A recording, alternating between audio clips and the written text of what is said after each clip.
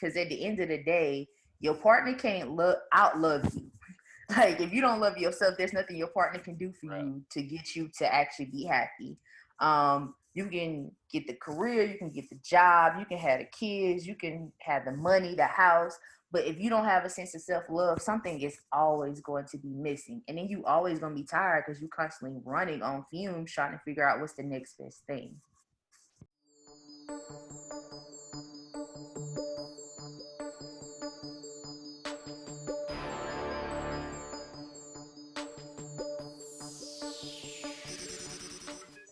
Welcome back to another episode of the Lemon Water Chronicles podcast. I'm your host, Jay.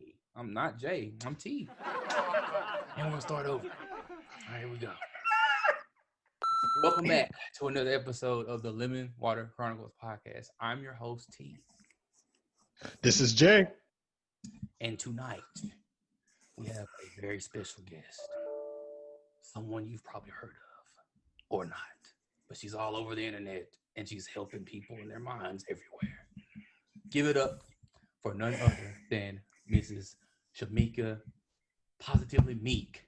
Tumblin, y'all. Give it to her. Give it to her. Yeah. Hey, everybody. What's up? What's going on? How you doing? I'm hyped. Like, I am so excited. You would think I had some coffee. Like, I love this energy. That's good, man. Good energy is necessary, especially in times like this, man. This is wacky out here. So yeah. Absolutely. Yeah, the vibes are heavy. I've been feeling good all day. I'm ready to pod, ready to hang out with you, let the people get to know you, and we're gonna have some fun tonight. So I'm with it. All right. Oh yeah. And so I guess before we get started, we got to recognize those that we have lost recently. Chadwick Boseman and the coach Johnson, not Johnson, last name. Coach Thompson. Coach John Thompson. Thompson. I keep wanting to say Johnson. It's been on my mind all day. So if you don't know who Coach Thompson is, he was the first African-American basketball coach to win a national championship for the Georgetown Hoyas. Notable stars that have played for the Georgetown Hoyas: Allen Iverson, Patrick Ewing. Who else we got, Jay? Alonzo Mourning. Yeah, well known. Yeah, your favorite player, Roy Hibbert. Man, look, we're not getting into that. This is not a sports episode. I'm not doing it today. Not doing it. But yeah, like I guess I'll start with the question relating to both Chadwick and Coach. Like, how did these people affect you all? I mean, how did you guys know them? Man, so I thought it was interesting because the minute I got the news, I was bawling. I don't think I felt that impacted since Auntie Whitney, because I felt like I lost a true auntie when I got the news that Whitney Houston had passed. I was like, what? I was just listening to, and like, I can't sing, but y'all get the point. It's okay. I can tell her right now. So I was like, no. And with Chadwick, I think it was just the sense of, for me, it wasn't Black Panther. Like, a lot of people have been saying, we lost a hero that was Black Panther. Like, before Black Panther, I realized this man was a hero. Like, just in the way he carried himself, the way his cast talked about him. And when you work in the fields that we work in, you understand how important it is and what a privilege it is when people who work with you speak highly of you, especially when they in realms where they feel like they are competing with you. And nobody spoke of this man as competition. It was always how humble he was, how much he was willing to help. And even when the cast was talking about Black Panther, and we learned about like how cold it was in Atlanta and all the other things that they were filming in, that he still, his castmates and his team saw him as somebody that uplifted him. Even when they were doing, I think they said he taught them some type of special fighting technique because he does his own stunts. And Michael B. Jordan was talking about just what that was like to go to the gym with him and other things. So for me, it was knowing that the earth truly lost an amazing man, knowing what role he could have played in the movement we have now, just like literally knowing that in all the things that we are doing for our fight, for our human rights, for protection of our women, this man in so many ways embodied that without having to like actually tell us. Like he said it in his actions. And I think that is so important because people can talk all day, but it's not about what you're telling me, it's about what you're showing me. Yeah. I could care less if you saying you supporting the Black community. Like, let me see you in the Black community. And even he did an interview with Ellen, I think it was, and he was talking about how much of a family man he was and how he could tell you how many cousins he had, how many aunties, uncles, and they were, you know, doing a family for his grandma. So you just could see, for me, it was those days like when you checking off checklists, like what you want in a husband, like somebody who proud of their heritage, somebody that's gonna take care of the future, take care of the kids, take care of me. Like in so many of the things he said and did, you saw that. So it's just really sad to see somebody who literally embodies the characteristics that the next generation needs to have in so many ways gone so soon.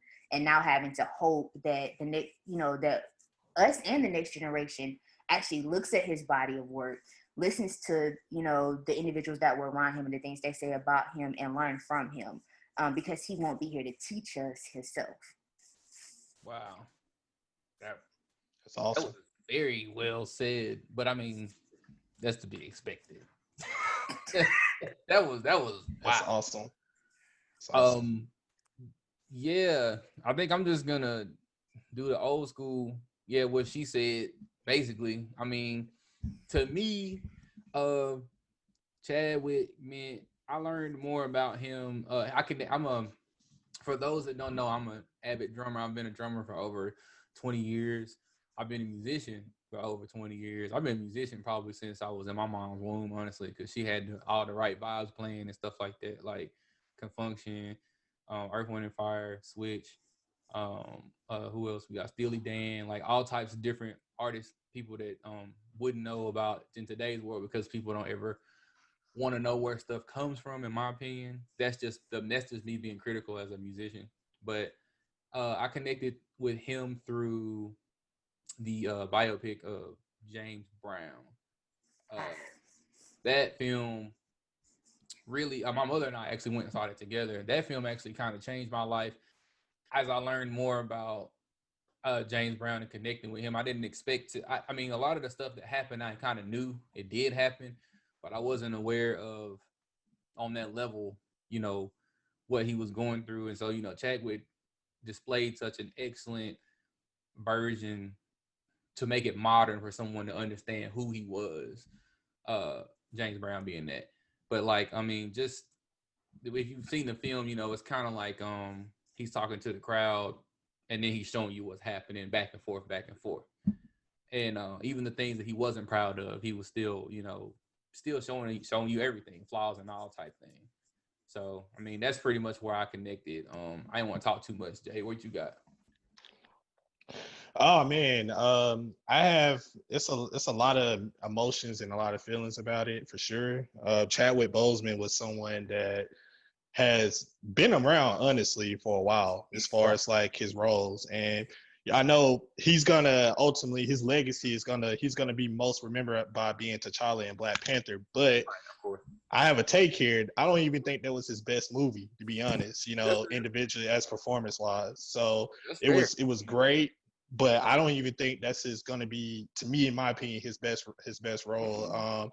I can go on the limb and say Get On Up was probably one of his best performances ever, because, you know, James Brown was before my time, and actually before all of our times here. That's, you know, it's on this pod right now. So I can only just remember images of him as later on in life. You know, of course, you know, I think he died in like 2006 or something like that. Christmas, I think it was Christmas Day, 2006 or 2007, which was crazy. But anywho, he embodied that role, and then of course, you know, with me being a sports side, I enjoyed watching 42 as well with him as Jackie Robinson. Yeah, because I think Jackie Robinson to the culture, you know, I'm not a baseball fan by nature, but just, you know, everybody knows Jackie Robinson. He pretty much broke the color barrier when it came to like playing in the MLB. So just you know, you see the trend that I'm going, like he not only did T'Challa, you know, he embodied like a lot of major influences to the culture. You know, you James Brown, Jackie Robinson, You know, he was Thurgood Marshall, which a lot of people forget about. You know, movie Marshall, Yeah. and you know, all of those roles. You know, at the peak of like I guess his superstardom, he was being diagnosed with cancer at the same time. Right. So I have to when I think, yeah, man, it's crazy. You know, it's like you getting told you got this and that. So what are you gonna do? He went to work, you know, and he shielded everyone around him from his pain and all of that from his coworkers and all that. Now, like I'm just reading all kind of articles, kind of like Marvel is kind of like in shambles right now because Ryan Coogler, the director, he had been working on that script for 2 years now, and of course he wrote that in the mind of Chadwick Boseman being T'Challa, you know. And I even read an article today that Chadwick Boseman was actually going to prep this month to be T'Challa because I think they were going to start filming the second movie in March of 2021. So yeah, so They haven't it's started crazy, man. yet, then. Nah, man, Dang, and that's unfortunate. We can't even yeah. get a cameo. Yeah. I mean, I honestly didn't know how he was gonna pull that off, to be honest. Because now looking back at it, because he had lost so much weight, but Yeah. on the outside, I'm thinking he doing it for a role. You know, Yeah, like you know how these thought everybody. And I noticed like because I watched this movie called The Five Bloods on Netflix, which was excellent. I haven't seen it It yet. was excellent, brother. I Excellent. have a Check it hard out time. as Spike soon as you Lee. That's can. Spike Yeah, Lee, and then just put everybody in the cast yeah, there. Like yeah. yeah, it's crazy. Yeah, it was a super dope movie. So I definitely recommend it, man. It's But really those that good. don't know, what is it about, Jay? Like, what's the synopsis on it? Oh man, it's you know, with me being kind of like a historian, it's talking about a subject that no one really talks about, how black men were affected by Vietnam. You know, Vietnam as a whole is not really. It's kind of like brushed to the side. It's like if you lived it, you kind of knew it, but our generation, that's just something that just wasn't really explained over in school. So now you have the Vietnam War, but then you have the other side of it, like, you know, black men that was affected by the Vietnam War. And but the whole movie, the premise of it is they found treasure during the war, and they buried it, and they actually, as old men, decided to go back to Vietnam to unbury the treasure and pretty much cash out on it. But it's so much that go. It's like a 2.5 hour movie. It's so much that goes on in between that. It's just like it's a lot of like moments that come out of nowhere. But it's definitely good. It's a Spike Lee joint for sure. And if you like his movies, I think you like The Five Bloods. I think it did a great job too of bringing in things that we deal with right now, but put it in the Yes. perspective of instead of us seeing people our age seeing it, the older generation go through it. Okay. Including how he brought in, conversations about certain HBCUs. He brought in the conversations about political parties because just because we black don't mean we all in the same political party. How do you have those Exactly. discussions with your friends? Right. And then the ultimate, the guilt and morality that some of us face, and it's not. He based it on a war, but some people face that, and it's not about a war. And then Absolutely. PTSD from certain experiences. Some people live in a war zone right here in America. So Yep. just Yeah, everybody. all those lenses were brought in. Like us, like we Yeah. still have trauma from slavery. So I mean, it's not Yeah. like, I mean, PTSD is definitely, I mean, and like your ancestors, I personally believe that they speak to you on a daily basis. It just depends on, are you seeking them or not, type thing, for you to understand that they're there. I mean, they walk with you day in and day out. I personally believe. I mean, everybody has different spiritual beliefs and things of that nature. I started out in the AME church, so that's one way you can start. But I mean, I kind of knew then, for me, I had more in store. I knew that wasn't it for me, because I mean, I was, they had to drag me to church, in other words. So like, now I'll go, but it's bigger than a building to me. It's bigger than going all these conferences and wearing uncomfortable shoes and hot pants, and you know what I'm saying. It's bigger than that. You know what I'm saying. I just knew it was something more for me than that.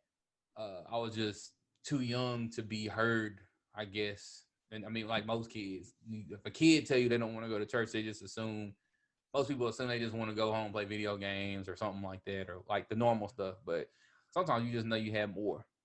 And so I just felt like I was one of those kids that had more waiting on Absolutely. me. Understood. Yeah. But yeah, you got it, Jay. My bad.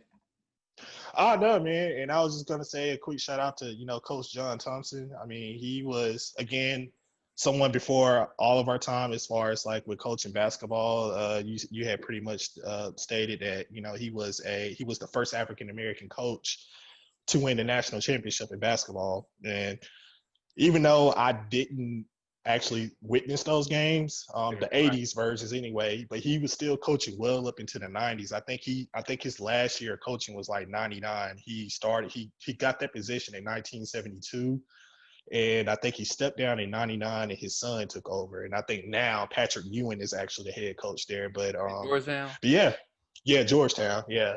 And the crazy thing is, I don't feel it, and it's kind of like a lot. This is like with everyone that kind of like pass away and whatnot. We need to start giving people roses while they're alive, because this man, Yes. this man was ahead of his time. He had me thinking Georgetown was a HBCU or something like that, because it seemed like it was nothing but, black, that's what it seemed like. Yeah. I didn't realize it until an adult that, Georgetown is a private, predominantly white university that's in the DC area. Not your average Joe can just go and apply to Georgetown and get in. Like it's almost, I want to say damn near Ivy League. It's right up there. But he had it really, like Georgetown was the team to follow. And I thought was pretty impressive was I think he had like a 97% graduation rate with his student athletes that he coached. So again, he's going to be remembered, as you can see with the towel over his shoulder. He was the big towering. That's going to be his legacy. But I think his most impressive accomplishment to me is having 97% of his players graduate from Georgetown University. Again, that's a pretty prestigious university. And that's something that is not, people always talk surface around graduation and, but when it comes to like sports, people are usually always trying to, use it as a catalyst to get the athlete to entice them to come to their school because, they want to win. They want to win, but they also know that that if it's a brother that's a potential draft prospect, then that means big things for their school. That means big things for more money. That means for the boosters. I mean, it's a lot that goes into it. But the fact that this man actually pushed beyond the court for what people need in their lives, and giving people second chances and opportunities and stuff like that to let them shine, because things happen with kids, especially with kids that do not have proper guidance. In adolescence and all of that, if they don't have it, where are they going to get it from? I think now it's a lot worse for kids or younger, the younger generation, because they have the internet, and the internet is like this constant revolving door that has tons of negative stuff. I would say first, only because negative is the easiest thing you can do. Being positive being a light in a dark world is tough, because you like the only candle, you know what I'm saying? And you kind of, with most candles, you can take two candles and join them together, you make a bigger flame, right? So it's like if you have 5 or 6 people and y'all all are flames for hope or for peace or for whatever, that's good, because there's plenty of other people out there like you. You just have to kind of move together through the darkness to find more light. So, I think this is also another great example of not being afraid to say where you come from or name the people that helped you get where you are. Because while he was ahead of our time, Allen Iverson was a player I remember like being little and my dad just, going crazy about games. It was, playing games of 21, shooting a 3 and screaming AI. It was a thing. And this man, I can say one of the people that I, valued as far as on the court. We ain't gonna get into the other stuff. But as far as on the court, he that's part of life though. Yeah, he had Yeah. a hand in making him. So just thinking about that, like we live on through the people and lives that we touch. So in order for our legacies to continue, those people still have to be willing to actually admit, that we are part of the reason they are what they are. Absolutely. Absolutely. Meek And got you, and to everyone that likes to know that would like to know more about like the Iverson story, I believe he has a documentary on yeah. Showtime or some documentary somewhere called Iverson, which is a really good story because people forget that Allen Iverson was almost someone we never heard of, and Yeah. if it wasn't for someone like John Thompson taking a chance on him and offering him a scholarship at Georgetown, Right. we may have never heard of Allen Iverson, not for the right reasons anyway, and That that's part. why, yeah. Right. It makes you wonder how many people we haven't heard about, or like in the past to now, because of one mistake or two mistakes, and then like the wrong Yeah. people being in control of it. Yeah. Who tells the narrative? Like we have to control our own narratives. Absolutely. Right. I would, Like this podcast. I mean, we find another way to control it. Basically, for anybody that's willing to watch or listen, like a long time ago. I mean, this podcast actually was like a little small history lesson. This was a long time in the making. This is like a 14-year build up. Oh, wow. Okay. So like, yeah, yeah. Jay and I have been best friends, brothers, you know, for since ninth grade, 2003 for us. So, Wow. we've been right. Wow, we've been we've been rolling. We pretty much had a podcast before we knew what to call it, and we would always kind of just talk about different things and make notes, not make notes, like discuss film and stuff like that. It started with film. Well, we were huge movie buffs. We still are. The theaters are taking a hard hit right now with coronavirus and things of that nature. But that's actually how our friendship really kicked off. I remember it was random, man. It was like a Thursday, or it was a Friday, and we was in school, and I was like, "Hey, man," I was like, "What you got going on tonight?" And he was like, "I ain't doing nothing, man. I'm probably gonna be at the house." I was like, "Man, we should go to the movies because we got like licenses now. Like we could drive back when you could start driving." I was like, "Man, we should just hit the movies, bro." I don't remember what the film was, but we just went and we just went, and then it was everything Saw was too. there. Like ninth grade, we actually met in ninth grade English, but I feel like the friendship began to build from the movies and then going to watch them. And we both worked at different theaters, so I could get in free, he could get in free, we would get everybody in free. We just do different stuff. But yeah, I love this camaraderie, like that brotherhood you just described, and the fact it's genuine. Because you literally just walked us back to the day, and Jay said the movie was Saw 2. So clearly there was a Yeah. connection because y'all was like, we need to remember this. So something Yeah. happened, and the fact that y'all are like here together and helping each other, create and maintain your dreams. Like that's what we need more of. That's what when I say for the culture, this the type of stuff I mean for the culture. facts. Which I'll be putting Hey, hashtags on. This for the culture. Yeah, like people that's used what's to up. actually hate on, like when you talk about men doing it more and stuff like that. People used to actually like they would joke on us and be like, "Oh, y'all got a bromance or whatever." And it's like we would hang out like literally every day. Like if I wasn't in his house, he was in my house, vice versa. Like I mean, like we both got to be at work in 40 minutes, but we both got on. I got on the Regal clothes and he got on the rave clothes, and we just like sitting on the couch with like 30 minutes left to be at our shifts, like at our post when we Yep. go to the house. Yep. Like I don't go to work today. Like that's you know what I'm saying? Yep. And then like even like telling your brother or your friend that you love them, like we tell each other, I love you, man. Like before we get off the phone, podcast, any of that stuff. Like people thought we was weird, oh y'all gay, and I'm just like, I mean, that's how you feel. That's how you feel. But it's like All right. we don't ever know when the last time is gonna be for anything, Yes. especially in this Mhm. like now. I mean, forever, but now more than ever because people are like we talked about writing the narratives. They are writing the narratives for themselves in their minds, and they are choosing who is supposed to be here and who's not supposed to be here. Think about that. Another human is deciding Yeah. if another human is worthy or not of living. When you Mhm. have who gave you merit for that? They You see did. what I'm saying? Like crazy stuff. I want to commend y'all. I don't know who all watching. I know my audience when I circulated to y'all. Y'all know I'm all about making sure we give people their flowers, tell people we love them. It is National Suicide Prevention Month. Get a support system. Like Awesome. that's what I'm hearing. Like, Speak to it. okay, bromance, that's healthy, but I hear a strong support system. Like I hear I found my brother, I know he got my back. And I'm pretty sure y'all probably was giving each other dating advice, like, hey bro, she ain't the one because she don't even like me type stuff. Oh, Or yeah, we can talk about that. We can. Oh. He blamed me pretty good. Yeah, he got me.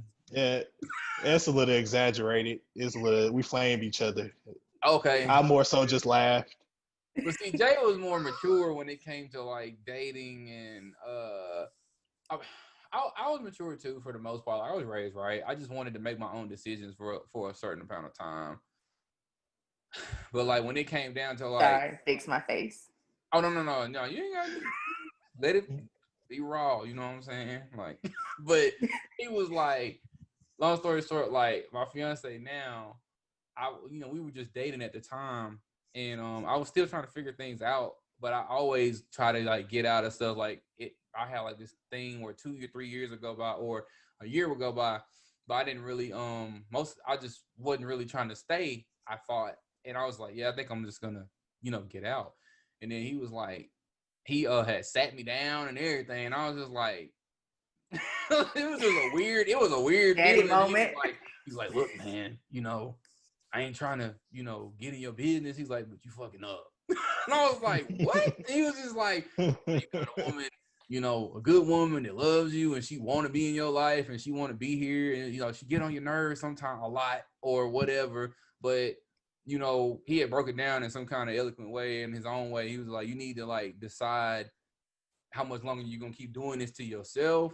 And then how much longer you're going to do it to somebody else that is undeserving of such. Like, she deserves way much more than what you're giving her right now. He said, but I'm only telling you that because I was in the same spot for a while with a lot of different things. And so I had to make, Jay saying, I had to make the decision myself to want better for myself, love myself, so that way I could in turn love my woman. So, he broke it down. I was just like, damn, I felt like I wasn't, like I wasn't worth nothing for about 30 minutes. And then I had, I got over it, but it wasn't nothing personal.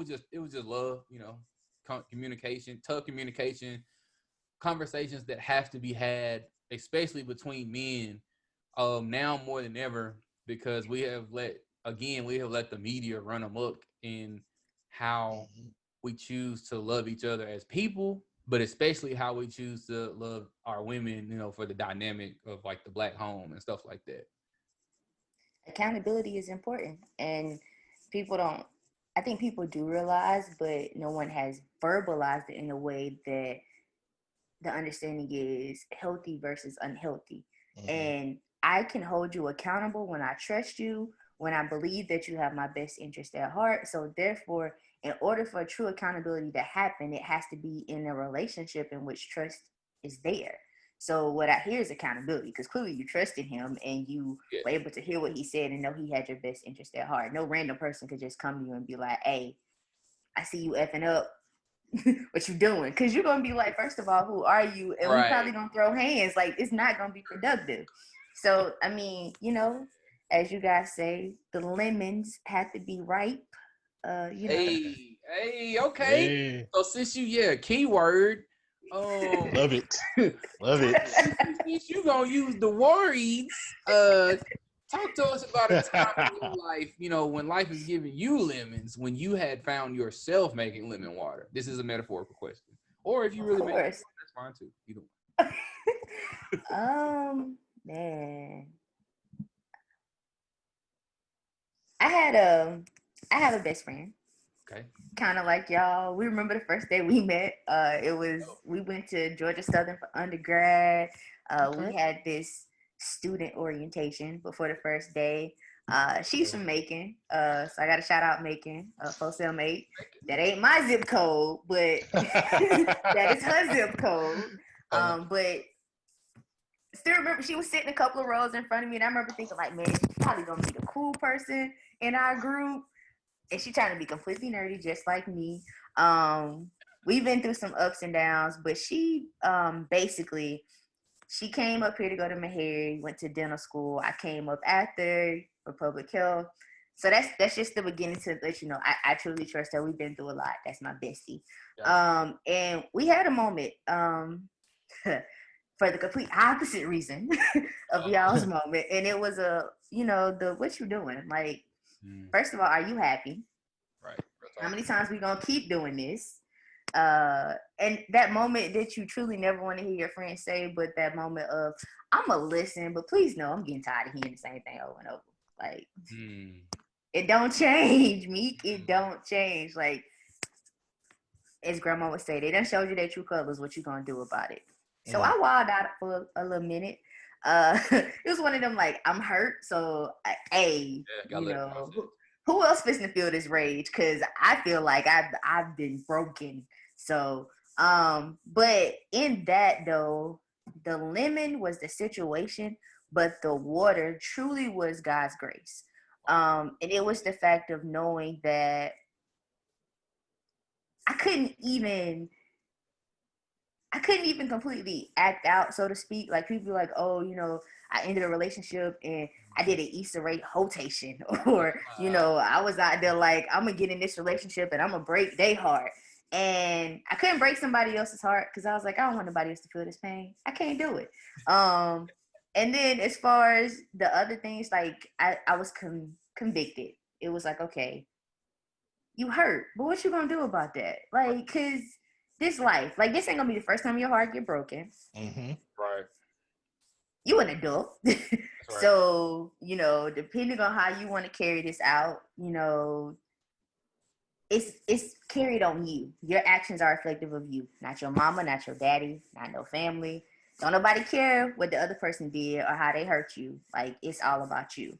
Right. So, in us having that conversation, it came down to the how soon do you want to start doing the work, Meek? How much you want to wallow. And part of the reason I became a marriage and family therapist was because I was like, I want to change the narrative around how we view family and marriage. And I realized I can't become bitter over this relationship or this situation, because then I'm just repeating the narrative that I said I was trying to change. Because those narratives aren't just created because people get into marriages that end. Those narratives are also created when people get into relationships that end, and they stay stuck on a person and can't move on. So now everybody else to get in a relationship got to hear about how men ain't shit or women ain't shit. Like, it's like, just because you was in that one relationship, don't put that on me. Like, keep that to yourself. Yeah, you gotta let it go. You do have to let go what happened to you before. I mean, she and I, things that have happened to us, we had to figure that out for ourselves. We had to also ask ourselves, how bad do you want it as individuals? Like, how bad do you want this? Oh, how bad do you want this? Like, we had to figure that out. And then we had to also share harsh truths, like sharing harsh truths that may end the relationship. But it's necessary because, I mean, if it ends, it just means that it was something that you were spending your time on that probably didn't need to be spent in that direction for that time period. And that's okay. And I think further, like, a lot of people, I won't say America, teaches us. Call it what it is. What you say? I say, call it what it is. Yeah, I feel like America, honestly, teaches us to become possessive of things. But, like, it's like, those are things. Like, you know what I'm saying? This canteen is a thing. Can't see it because it's a piece of crap camera right now. But that's not loyalty? Possession is not loyalty? It's different. I think really? It's a soul talk. Like, right. Like, it's your soul. Like, I mean, like, having stuff don't mean I mean, it's almost like how you keep paying for YouTube. No, you keep paying for Netflix every month, but you ain't got nothing to watch. Like, you get on Netflix and it's like 1,000 movies on there. Now you got the Five Bloods. Shout out to Chadwick Boseman and everybody. But you know what I'm saying? Other stuff that's on there, it's not even worth watching, and you just like, why am I still paying for this? But it's like your mind and your heart is waiting on something else that you think is gonna come and develop. Relationships are very similar.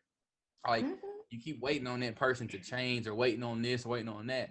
And the thing is, in that whole process, you stopped working on you. You stopped chasing your dreams. So the lemon water came with that to say, I don't know. It's interesting. I fell off the map for a second. Like, social media. I dug back into my schoolwork. People are already telling me I work too much. Like, you do this, you don't have you don't have time for a relationship. And I laugh because I'm the person that, like, when I'm invested in something, when I want it, like, I'm gonna make time for it. That's right. Now, if you're not willing to make time with me, I can't change that because I can only give so much. Like, you got to meet me halfway. But see, all that to say, the lemon water came when I realized by focusing back on me and letting that go. And there's a whole process. Maybe one day I'll tell the journey. Because it was going on social media, focusing on schoolwork, a lot of conversations with girlfriends. Me and my therapist got the relationship we do now because there were times when I was seeing her twice a week. Wow. Like, I mean, it's necessary though. Yes, there was a whole process, and the process isn't over. Like, I can't say like, oh, I'm done. I'm a growing person, and I feel like with every relationship you learn something new. So until me and my husband take our last breath, I'm still gonna be learning how to do relationships. Like, there's no perfect You don't ever stop. blueprint. Yeah. So the lemon water legit is who I am now. Like, wow. I came out of that sabbatical, if that's what you want to call it. Positively Meek was created. Started talking about, relationships, but not from the viewpoint of I went through this relationship and XYZ happened. Because what I've learned, the beauty of that is that part of the narrative ain't even necessary. Like, you asked me about the lemon water, so I had to give you the lemon because it's the lemon. For sure. People looking at the product right now, and this product is still ever changing. So all that matters now is who Positively Meek is, and me telling you what I view now, but where I'm aspiring to go, because I still haven't stopped growing. And I believe that as long as I have breath in my body, I'm going to continue to grow.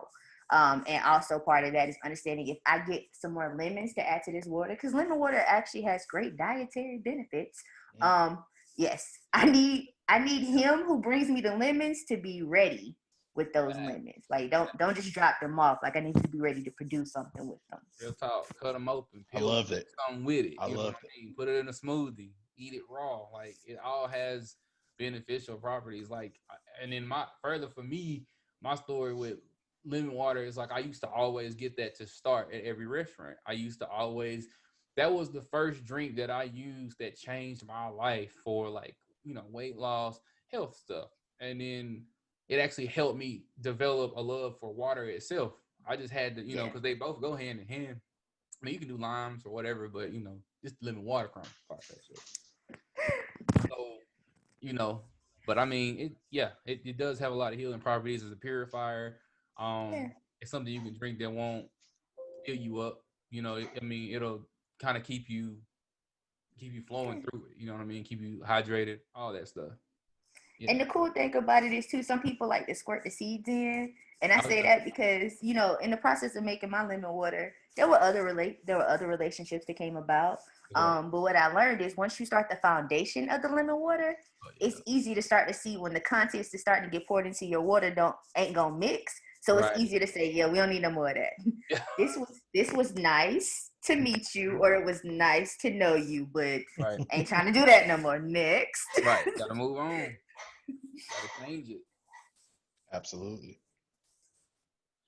So, Meek, I know you mentioned, as far as your time, briefly about your time at Georgia Southern, you said. Mm-hmm. So we did a little bit of of your profile or whatnot. We seen you went to Chemyeeka here in Nashville, so Chemyeeka Nazarene University. So how was your experience there? So because it was grad school, I feel like my experience is totally different than anybody probably in undergrad. So I didn't get a lot of the religious side that a lot of people have been like on that wave with Chemyeeka. Sure. It wasn't, having to wear a skirt. We could pretty much dress however we wanted to dress. I had a lot of evening classes and weekend classes. So I had a cohort of people. No, my cohort did not have a lot of people that looked like me. That's still being worked on. Diversity still thing being worked on. But we had camaraderie in those of us that were there. Matter of fact, shout out to Brandy and Candace if y'all catch this podcast, because y'all know y'all my homies. We graduated together. We're studying for our the official, the end all be all licensure exam together. And we know if there's ever anything that comes up, like we got each other backs. Like we randomly text each other, like, "What's up? How you doing?" So my time at Chemyeeka was a time of growth, and it showed me who, like, what true friends can look like and people that choose you. Because I was making that lemon water while at Chemyeeka. So the people that were in my life at Chemyeeka that are still in my life now, they saw like Chemyeeka before I had to make some tough decisions, me making tough decisions, coming to class with puffy eyes and all of that, to now like figuring out what life looks like. And being able to rejoice with me when they see me doing stuff like this. Cause it's like, yo, I remember when she went, she cut y'all off for 3 years, but she kind of cut us off for 3 years too. Like everybody was kind of like, okay, Chemyeeka, like you good? I'm good. But we don't see you, we ain't hearing from you. I'm just working on some things, y'all. And then, now it's time for us to celebrate together. That's cool. I wanted to definitely know that, know your experience with that, because I actually am very familiar with Chemyeeka. I actually went to a Nazarene church for about 4 years in a different lifetime. And Chemyeeka was kind of like the school that they kind of wanted us to like go to college or look into, to consider, because it was that, and there's another university in Illinois called Olivet as well, which is, I think, is a Nazarene school as well. So I was just curious about that, because Chemyeeka is actually, I've actually been to Chemyeeka a couple of times. We used to do this thing called TNT, which is I think it was called Top Nazarene Talent, and I've seen it. Yeah. And we would go up there, have basketball tournaments, volleyball, anything that sports related. You would just, challenge other Nazarene churches in their, I guess, the students that go there and whatnot, and kind of have like sports tournaments and stuff. So yeah. Grad school, we be missing out on stuff like that. It's like, yeah, I agree. I went to Meharry. You in grad school, you don't do a lot of the stuff from undergrad. You don't really have time for sports. Like you made outside of school, but not at school. Like it's like, here go these books. Here's what you need to do to pass these classes. And make sure you got a good relationship with your professors. Outside of that, good luck. Right. Real talk.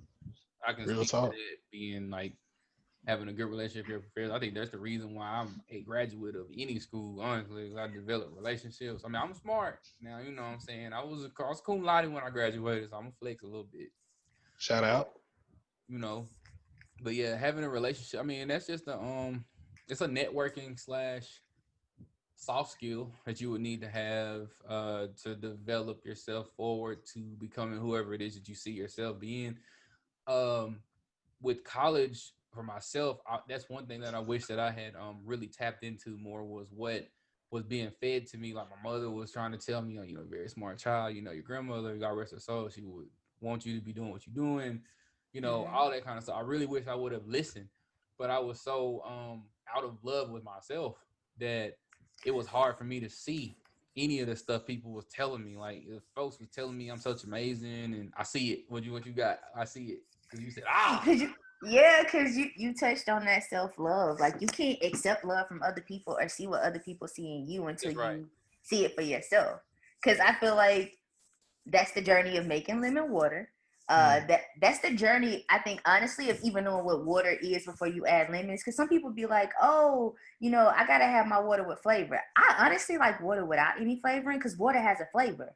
But you don't know that if you never take the time to actually drink the water. You'll know that so many people so many people are so quick to be like, I don't like this, or because of how they were told to drink the water growing up.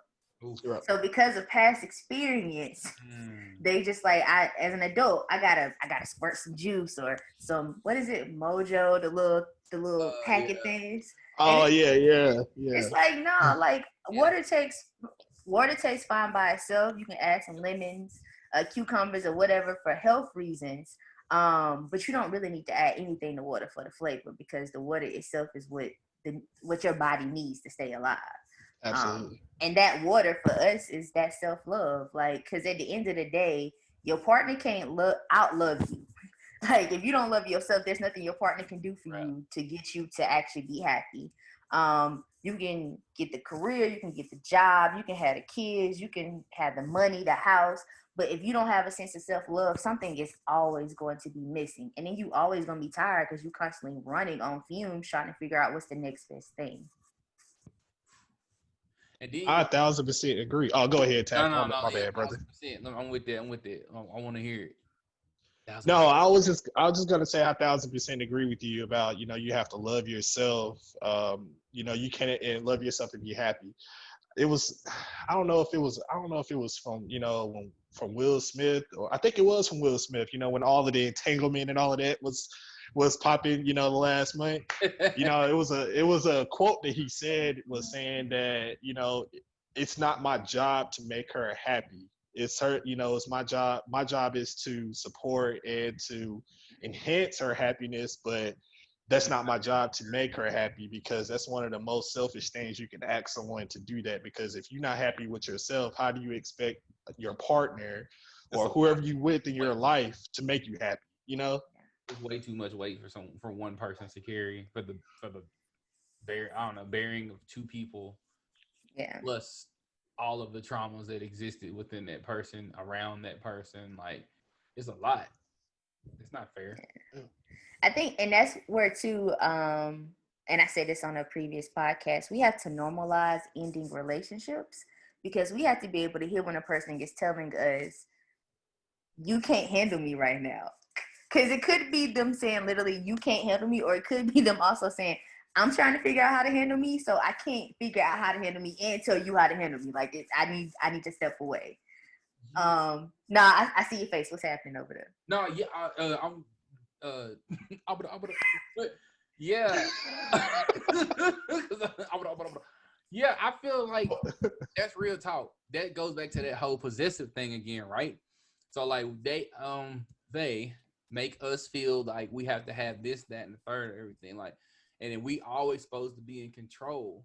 But like, sometimes being in control is actually letting go and just listening without having a response. Like, more, I've learned that more now than anything. Like, leading up to getting married, it's no joke.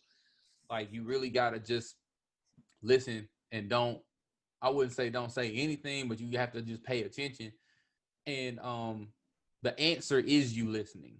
In other words, like, the answer is you being silent. The answer is you receiving what your partner or your friend or whoever it is talking to you is saying, especially if you value their company, or if you value the conversation that you having with whoever this person is, then you'll just listen and just hear them out, instead of trying to constantly offer solutions, because offering solutions is could almost be received as saying, shut up, tired of hearing you talk, and sometimes that's actually what it is. He's like, I'm tired of hearing about this particular instance. I'm tired of hearing about this person. You've been talking about this person for 6 months. It's like, when we gonna move on from this person? Like, when we gonna get back to, but you gotta let people process stuff on their own, Absolutely. And I think that's part of, along with normalizing ending relationships, we also gotta normalize healing. Yeah. And it looks different for some people. But to not make that sound like such a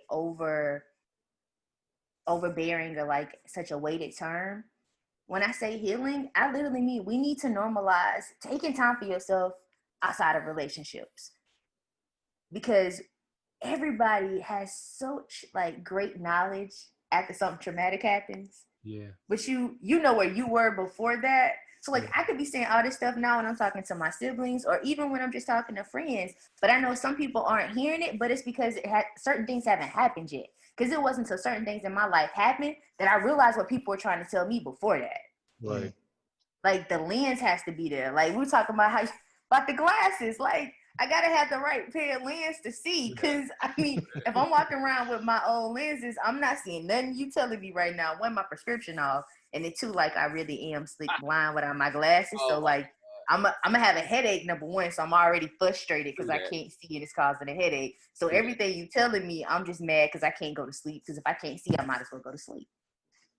That's real. You can take it how you want to. That's got a lot of weight to it too. Because we do a lot of stuff asleep. That on a shirt or a book or magazine cover, fashion expert. Like, okay, so you were talking to more about y'all got into the whole Nazarene University. That's where I'm rolling with. So give us a little bit of a mashup of like I saw in your profile it says MMFT and Mm-hmm. then also MSPH. Now I know what MSPH means, but what does MMFT mean for both of these? What do both of these mean for those out there that don't understand? Okay, so I have a master's in marriage and family therapy, and I also have a master's of science in public health. Okay. Very So good. a little background, marriage and family therapy is kind of exactly what it says. Like Yeah. I do therapy for individuals, couples, families, and on a spectrum of symptoms, disorders, Yeah. and I use a variety of modalities. Currently, a lot of my population is women who are in postpartum. So Mm. after having their baby, and they have a lot of, they're dealing with postpartum depression or postpartum anxiety. Yeah. And for some of them, they were dealing with that before then. Mhm. So also to add to that, I'm also becoming a certified full spectrum doula. I'm a trained one now. I'm hoping to have my certification by December. So adding that You're in to Tennessee. the pocket. That's a place where you can do that. Texas Yeah. and Florida. But she live in Florida right now. All right. So I have a question. I may need to talk to you. Cause that Okay. good. I need to. Yeah, we're gonna have to. Okay. Everything is fine though. Everything is fine. I'm not ready. No, they're not. They're like, This is a Place your wooden plate to desk the we other don't have side. right here. Can you hear me knocking? It's a wooden we desk. can hear you. All right. Yeah, go Get the ahead. collection plate to the other side. To the other side. Look, look. Like, do I need to look? Do I need to send a text message? You Uh, didn't. Like, is something wrong? You You don't need okay? to see Nathan. There, everything is fine. I'm sure she watched this podcast. Yeah, she watches Look, sometimes, Jay and laughing. then she be like, y'all funny. I'll be like, thanks. Like she didn't know that ahead of time.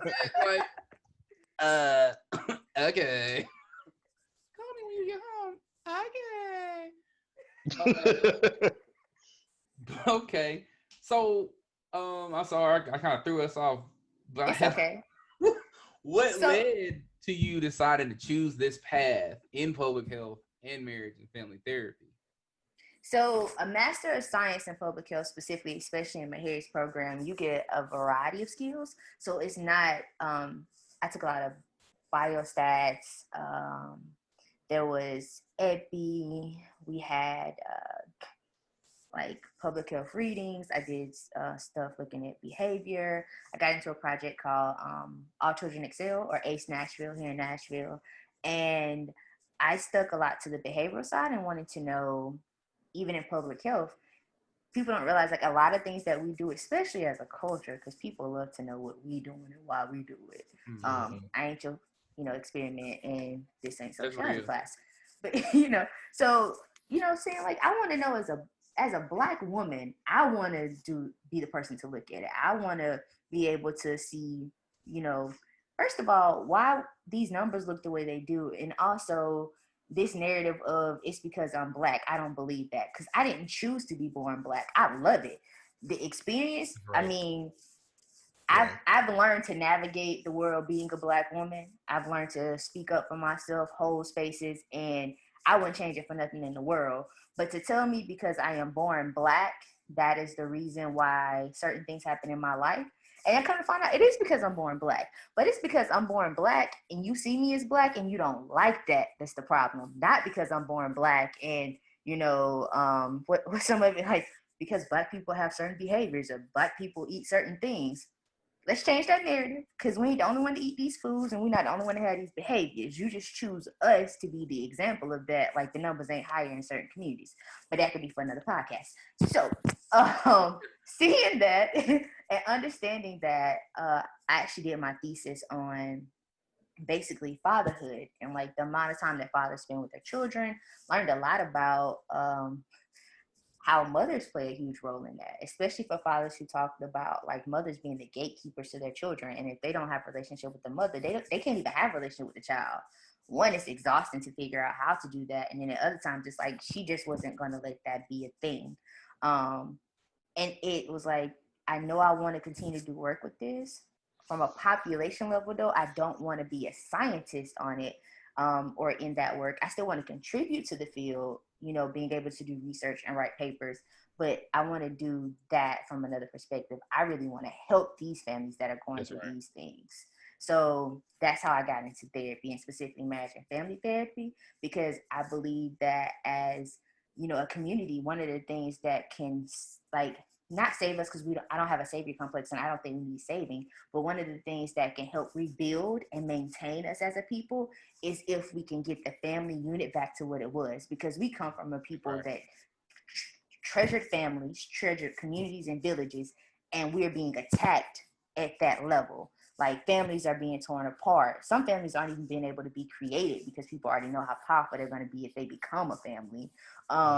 Communities are being torn apart. We got gentrification and all these other things. So I have a population level knowledge, and I'm doing work on an individual level, but I can still put the two of them together and work on a policy, create a video and tell some people some things that I may not be telling my individual clients, but hey, if you catch this video, please hear me as I'm telling you, I care about you as a person. Here's some resources, but also here's what I need the community to know, or here's what I need the culture to know.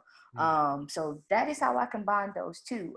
It's from the passion to truly want to change the narrative for our communities, and knowing that there's more than one way to do that. So I'm literally just taking on a small piece, because even from working with birthing women, and their partners, to working with, and birthing people as well. Also working with our communities, and then working in the public health system itself, and creating, helping to create and change certain policies, and also create programs that work with those communities. So I don't know. I've always been a person that was like, at some point you got to stop raising awareness and do the work. So for me, it's like, if I got to raise awareness, I'm still going to figure out how to do the work. Excellent. I'm blown away. I mean, but I mean, it's I'm glad that you said something about doing the work. I just found something that I actually had in my phone for the last couple of days, and it came from we've heard this before, but it was on someone's Twitter. The Twitter name is at Adair Sims, is at ADYREISMS Chef Adair. I don't know if I'm saying that right, but she says, when you avoid doing the work, you keep yourself in fear longer. You have to actually do it to prove to yourself that you are capable and build confidence. So I'll read it again. When you avoid doing the work, you keep yourself in fear longer. You have to actually do it to prove to yourself that you are capable and build confidence. That's the only way. Yeah, go for it. I see it. It's all on you. You could take that so many different ways, like, especially with what's happening right now. Right. We can raise awareness all day long, but what is that truly going to change? Because, okay, first of all, I want people to know I am all about love, peace, and light. Oh, yeah. And keeping our people together. But also, we've learned, and history has shown us, when people truly want to be ignorant, they're going to remain ignorant. Like, you can't change that. Stay that way. So you can't die literally trying to use your last breath to raise awareness. Like, you got to be like using tools somewhere to dig up dirt, replant, refertilize, and all of that. Because while you're screaming to raise awareness, somebody else is literally cleaning weapons and other things to try to take you out. So if you're not doing work while you're raising for awareness, if they take you out, what do you like? What work is happening behind that? Just some more people to raise awareness. But if you're doing the work and raising awareness, and they take you out because you're raising awareness, they don't realize this whole time, though, you've already planted the seed for other people to continue the work you already started. Ooh. I love it.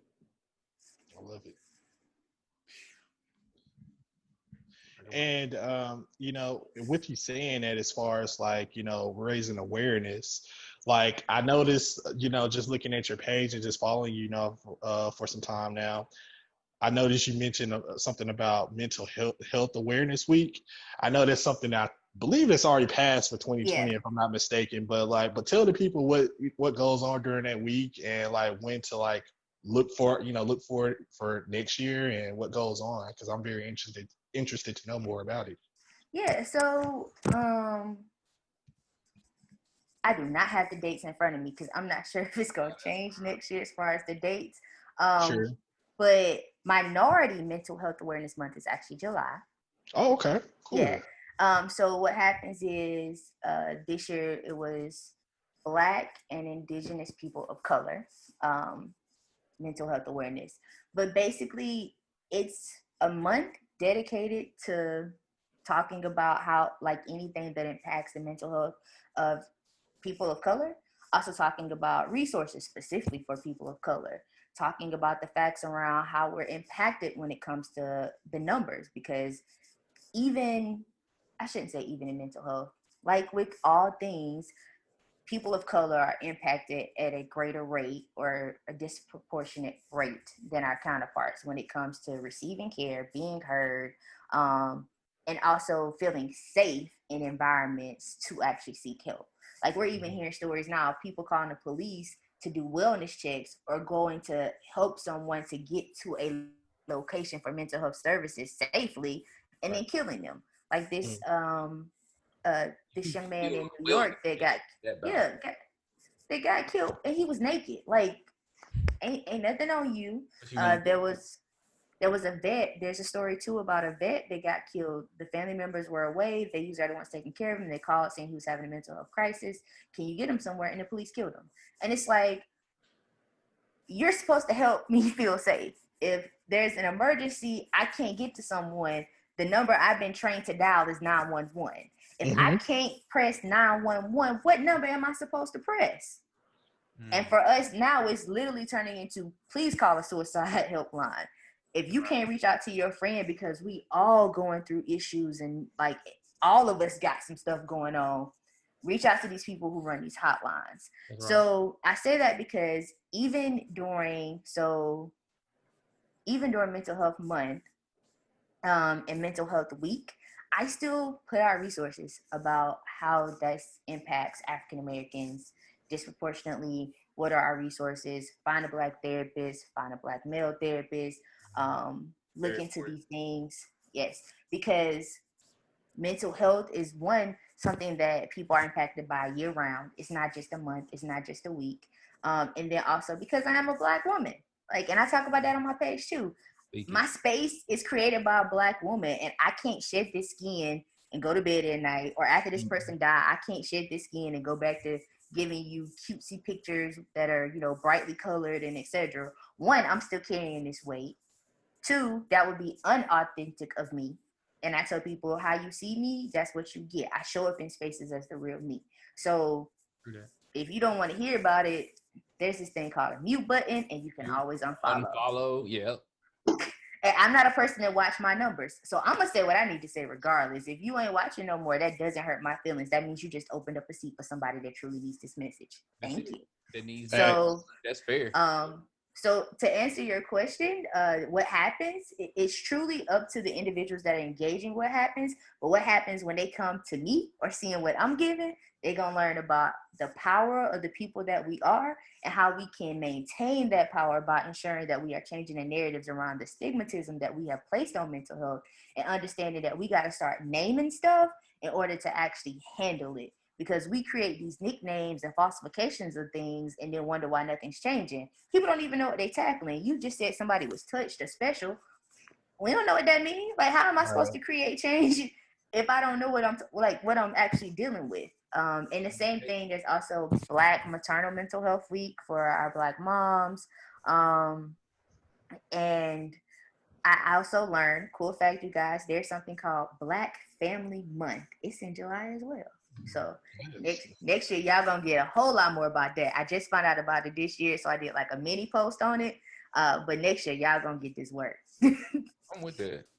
I love it. I love it. I would love to know more about that because, I have a son. Well, actually, I have two sons. One Aww. is yeah, thank you. Yeah, one is 6 and one is 6 weeks old. So I've been, I have these sessions every night. Actually, T actually see these sessions prior to us, recording, whether it's, to have like our Zoom meetings to talk about our episodes for that week, or just to record like we are now. And I try to have this, because I'm not a therapist by all means, but I'm trying to unlock, a part of his mind to where it's saying it's okay to come to talk to me about Yeah. things, especially with him being a little black boy growing up, and in this society, I just feels, while I'm in his life, because, the figure that I am, I didn't have that, at that particular age that he's at. So I want him, number one, to feel comfortable that he could tell me anything, whether he thinks I'm gonna get mad about it or not. I still would like to know, but Yeah.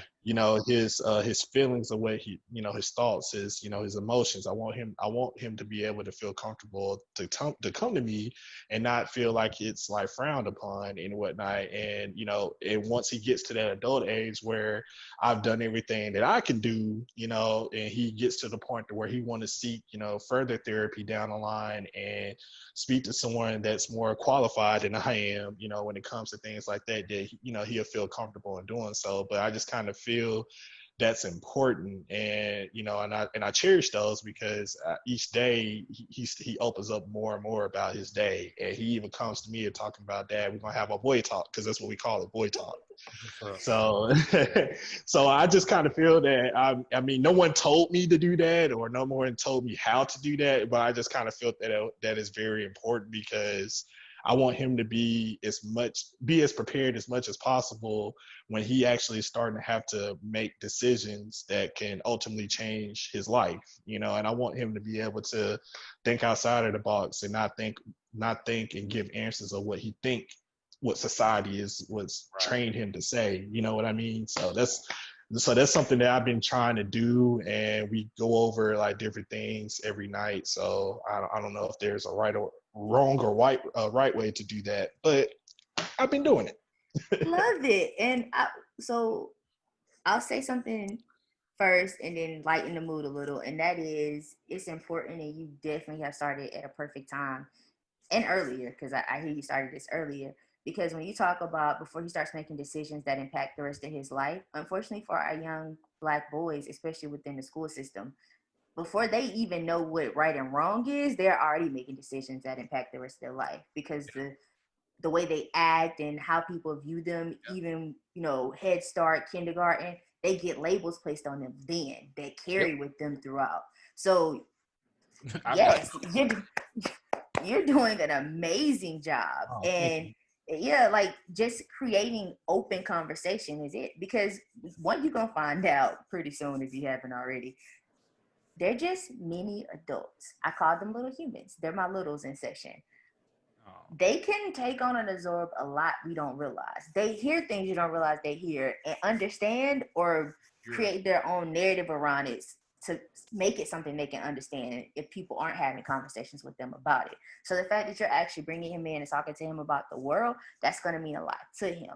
And not to be corny, but I mean, just like, we heard T'Challa say to, his father when they were talking, like, it's about preparing him for the life without you.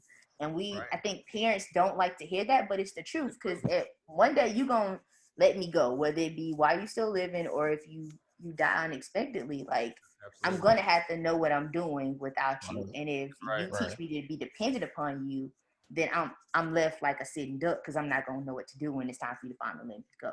That's right. Yeah. Yeah. Go for it, Jay. No, go ahead, bro. Go ahead, bro. Man, it's you, bro, because you got the hot seat. It's on fire. Yeah, I wasn't gonna say much. I was gonna say, and I tried to like tell him, because now that he's an older brother, he has someone that's gonna be looking at his every move, and I want him to set that, because I'm gonna be the example for his little brother as well, because that's what I'm here for. But for him to have someone that's closer in age, someone he's gonna ultimately look up to, as far as like wanting to follow him everywhere, because I have an older brother as well that tried to do that too. Granted, he was 8 years older than me, so our age gap, by the time he was driving, he didn't really have much to do with me at that point, which is natural. So, but prior to that, I went everywhere that he went. I tried to do everything that he did. So I just kind of know that with them living in the same household, that's going to happen. And I try to reiterate to him, like, whether you like it or not, or whether you realize that you have a responsibility now, and that's being, a big brother and setting that example. And because I want you to be able to kind of like guide him, be his kind of like guide, and seeing things done the right way. So if he's seeing you doing those things, it's going to ultimately help him naturally transition into doing the right things. Yeah. And of course, I'm gonna be there as well to add to that. So I try to, and he takes that with pride. Ever since he's been born, he's taken that with pride with him being the older brother. So I'm very excited to see how that's going to materialize and turn out to be, down the line. But yeah, that's just something I wanted to share. Just especially having you on, I wanted to have your thoughts about that. So yeah. Free game. Anybody listening, we need series, book, movie, all that of some brown children, Black and brown children, navigating, becoming siblings, having best friends. Right now in sessions, I literally assign my clients homework, including the adults. They tell me about like what their families look like, and I use movies and cartoons because it's a pandemic going on. You need stuff that's gonna bring the family together. Rugrats. Rugrats has been the one to help with people transitioning into being siblings. Because I don't know if y'all remember, like when Dill was born and Tommy had to, I got responsibilities, yes, and all of that. And it's a great way to not only show him what being a big brother looks like, but also a reminder that he's still your baby. Because Dee Dee and Drew and Stu, all of them still treat all the babies the same. Although within the babies themselves, they have a collective of like who take care of who. Like Tommy kind of take care of everybody, and then Susie comes in and take care of all them from Angelica. Like it's a whole. I think we even learned from Rugrats, like babies truly understand things we don't think they understand. They just have their own way of communicating and showing that. Yeah. So maybe utilizing a couple of Rugrats episodes to show him like, these are the way your brother will be seeing, how you interact. So it's not, so much a weight of this is your responsibility, but I'm the father, I take care of us. But I also know that he's not going to be just looking at me because you're going to remind him more of who he is than I am because you're closer in age. Boom. I love it. And he actually does love Rugrats too. He went through a phase where that's all he was watching. He watched the movies nonstop. So I think, and this was prior to him having a little brother. So I think he probably will enjoy it from a different point of view this go around watching it now, because he could probably connect the dots and be like, oh, okay, that's kind of what's going on with me right now. So I didn't even think about that. That's awesome. Oh, silly. Yes. Cartoons, man, they teach us every day. Another cool assignment that I do that I gotta love, and maybe you guys can make it a family movie night. Watching Finding Dory and Finding Nemo, but choosing which of the two movies remind you of you and your family.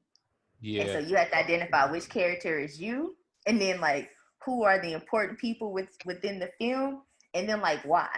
So for instance, if I had to like go out on a limb in any movie, I'm definitely gonna say I'm Nemo.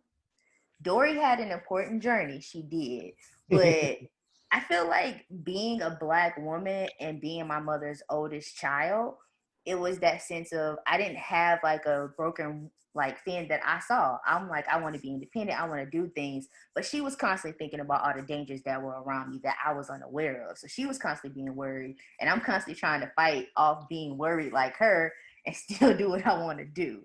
And I think college for me would have been when the boat kind of took Nemo and like he went on this whole journey. And like you come back and like adulthood teaches you to love your parents because you see things the way that they were starting to see them. Like, okay, now I know what you were so afraid of. Here, boy. Now I know what you were so afraid of. I know all these. I know and see things differently. And while I may not agree with you or agree with what you did, because I still needed my own independence, I see what you were afraid of, but I'm not going to let that fear take me over.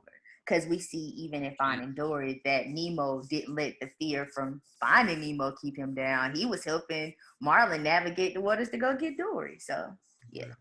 And I'll let you both of y'all in. I actually haven't seen that one. I saw the original, just the Finding Nemo. I've only seen the first. Okay. So yeah, same here.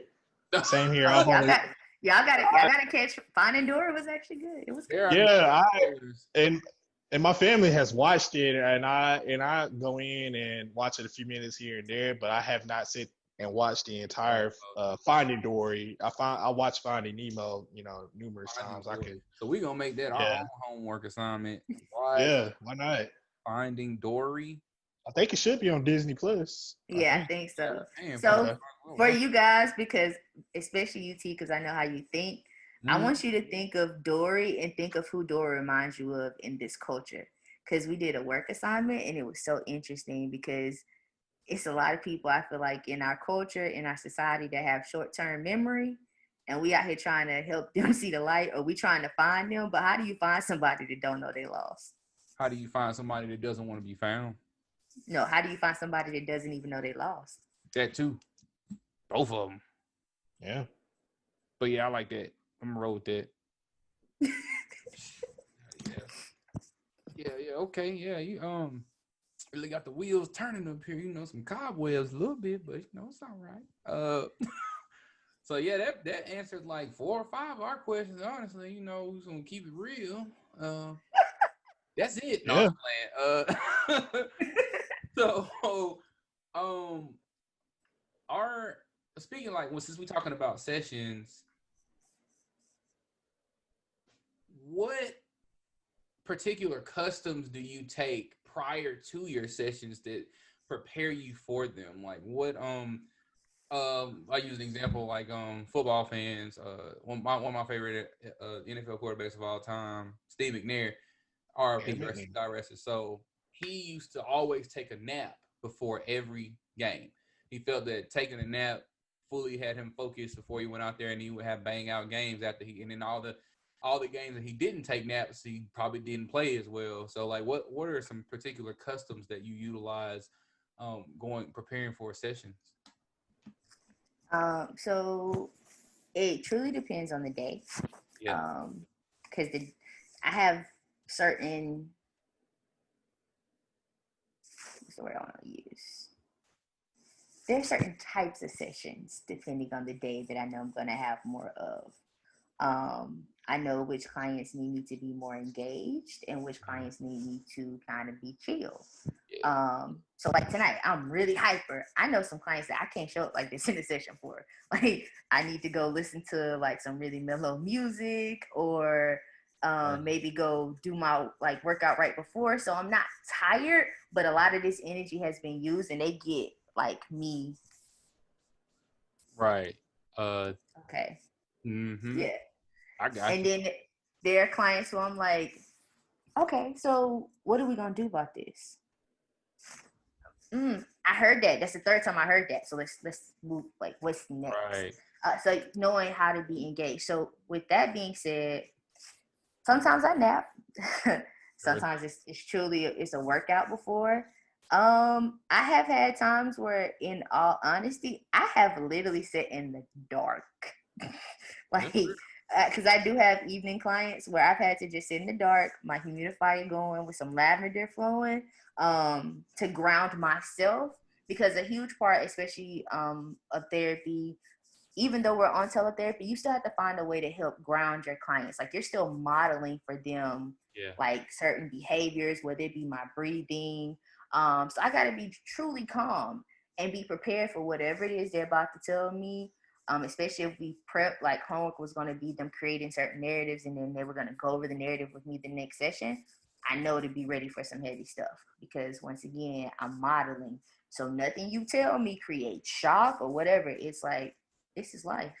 It happens to people all the time. And even though I may not say that, because I promise I wouldn't say that, especially not like that, my face is giving off the expression that, nothing you said to me yet sounds like shocking, nothing to be ashamed of, and nothing that truly is like, it can't be, we can't work through it, so to speak. So I don't have one particular ritual except for Saturdays. All my Saturday clients get to work out Chemyeeka, because Saturday mornings I'm like, no matter what happens Saturday morning, I have to get a workout in. So Yeah, during the week, sometimes I may be like, I'm too tired, I'm asleep. But on Saturdays, that's one of them you can't budge. Yeah. That's real. I'm glad that you mentioned working out, because that we saw you. I think you've been doing like challenges or some Yeah. profile. Another one of them was kind of like, what? Why do you feel like physical health is important? So I'm a champion of holistic health, and your mental health and physical health are connected. Yep. For instance, on the intake form that I even have for clients, there's a question that specifically asks, how does your physical health impact your mental health? So whether that be how we view our bodies, or just if there's something that I feel I physically cannot do, how is that impacting my mental and what my mental is saying that I'm capable of? Right. So physical health to me is important because it literally helps us to feel better in so many ways. Working out releases certain endorphins. It literally gives you that like euphoric feeling. For me, working out is a game of mental and physical. For instance, lately, coach has been having us do bear crawls. I didn't know people did bear crawls around the whole basketball court. Yeah. I've never in my life been like, okay, I'm at half court. Cool. Okay, I'm at 3-point line on the other side of the court. Now I'm at the end of the court. Dang, now I gotta go that way and then go back up. Yeah. And y'all, it be killing your arms and your abs and legs at the same time. But you literally have to tell yourself, like, I can do this. I'm not gonna stop. It's Because mental. several things are happening. Like, if I stop, I still am gonna have to pick up and continue at some point. If I stop, like, does that mean like how far am I from where I started? And then two, last time I did this, did I stop at the same point? So like it becomes like a challenge, like, oh, I'm getting stronger. It's a little bit. And same thing with squats. And on my personal page, which is public, Mika, that's where I post all my workouts. And literally, when I started, it would be quotes to go with those that related back to real life. The only reason it hasn't done that lately is just because they've been post like in a hurry, but probably gonna go back to that just to, like you said, like people need to understand like how it ties together. But for me personally, so that's like the scientific side. Your physical and mental go together. Like it's a part of holistic health, and what your physical body does, like your brain is literally holding memories of that. Like that's how we build strength, and that's also literally while you're building your physical body, you're building your mental capacity. And then for me personally, I was in a really bad accident in 2012. Was told I wouldn't be able to walk. I had a cane for a little minute. There was a piece like we were picking glass out of my eyes for a couple of months after that. Just so many things. I went to physical therapy for a year. So when people see me doing this stuff, there's a whole nother reason for me doing it for me. Gained a lot of weight from depression and like still fluctuate with my weight. So for me, the physical activity is a reminder to myself that I can do anything. Because people talk a lot about like how much school how much I go to school or went to school, because I'm not in school currently. I don't know. We're gonna have to think about that. I'm going back. And just the fact that I'm always like learning, and it's because I like to learn. That's something I love. Prior to that accident, I ain't like running and all of that. But when somebody tell you you can't do something, you be amazed what you find out you want to do. True that. Ran my first half marathon last year. Wow. It got canceled. Thank you. It got canceled this year, but I'm still training. So Dope. yeah, like not gonna stop. And like I have pains in my knees. I was doing boxing at one point. I really do want to get back into it. I'm not an aggressive person, so it's really funny. I hear from the people around me to see me boxing and I'm not aggressive. It's like it's funny because you actually have like a power punch, but like we know you in real life. Like that look weird. But Feel that. just the skill set, for me, the energy, the camaraderie, you build a whole nother village, and it's amazing to see your body transform and you have control over it. Like just like how you Yeah. have control over the decisions you make in life, when you start to do workouts, you realize just how much control you have over your body. And not in like an unhealthy way, like I want to like completely change the way I look, but in a like if I just eat this and do Yep. this, my body completely like who is that? So That's a yeah. big reason why I preach to people often about nutrition combined with workouts. Like I'm a boxing trainer myself. I've been doing that. I'm brand new actually, but I've been boxing for like 3.5 years. On a pair of my boxing shoes, my Adidas, it says boxing has the ability to change lives. That's what it says on the shoe. I think I got them same shoes, but mine are gold and white with Mine are the gray little and black Adidas, okay. but and I really resonate with that because once upon a time I was 405 pounds. Um, I was extremely overweight. I've been overweight most of my life. Um, and so like now I'm like 308, something like that, like right around 100 pounds. I've lost about 100 pounds, something like that.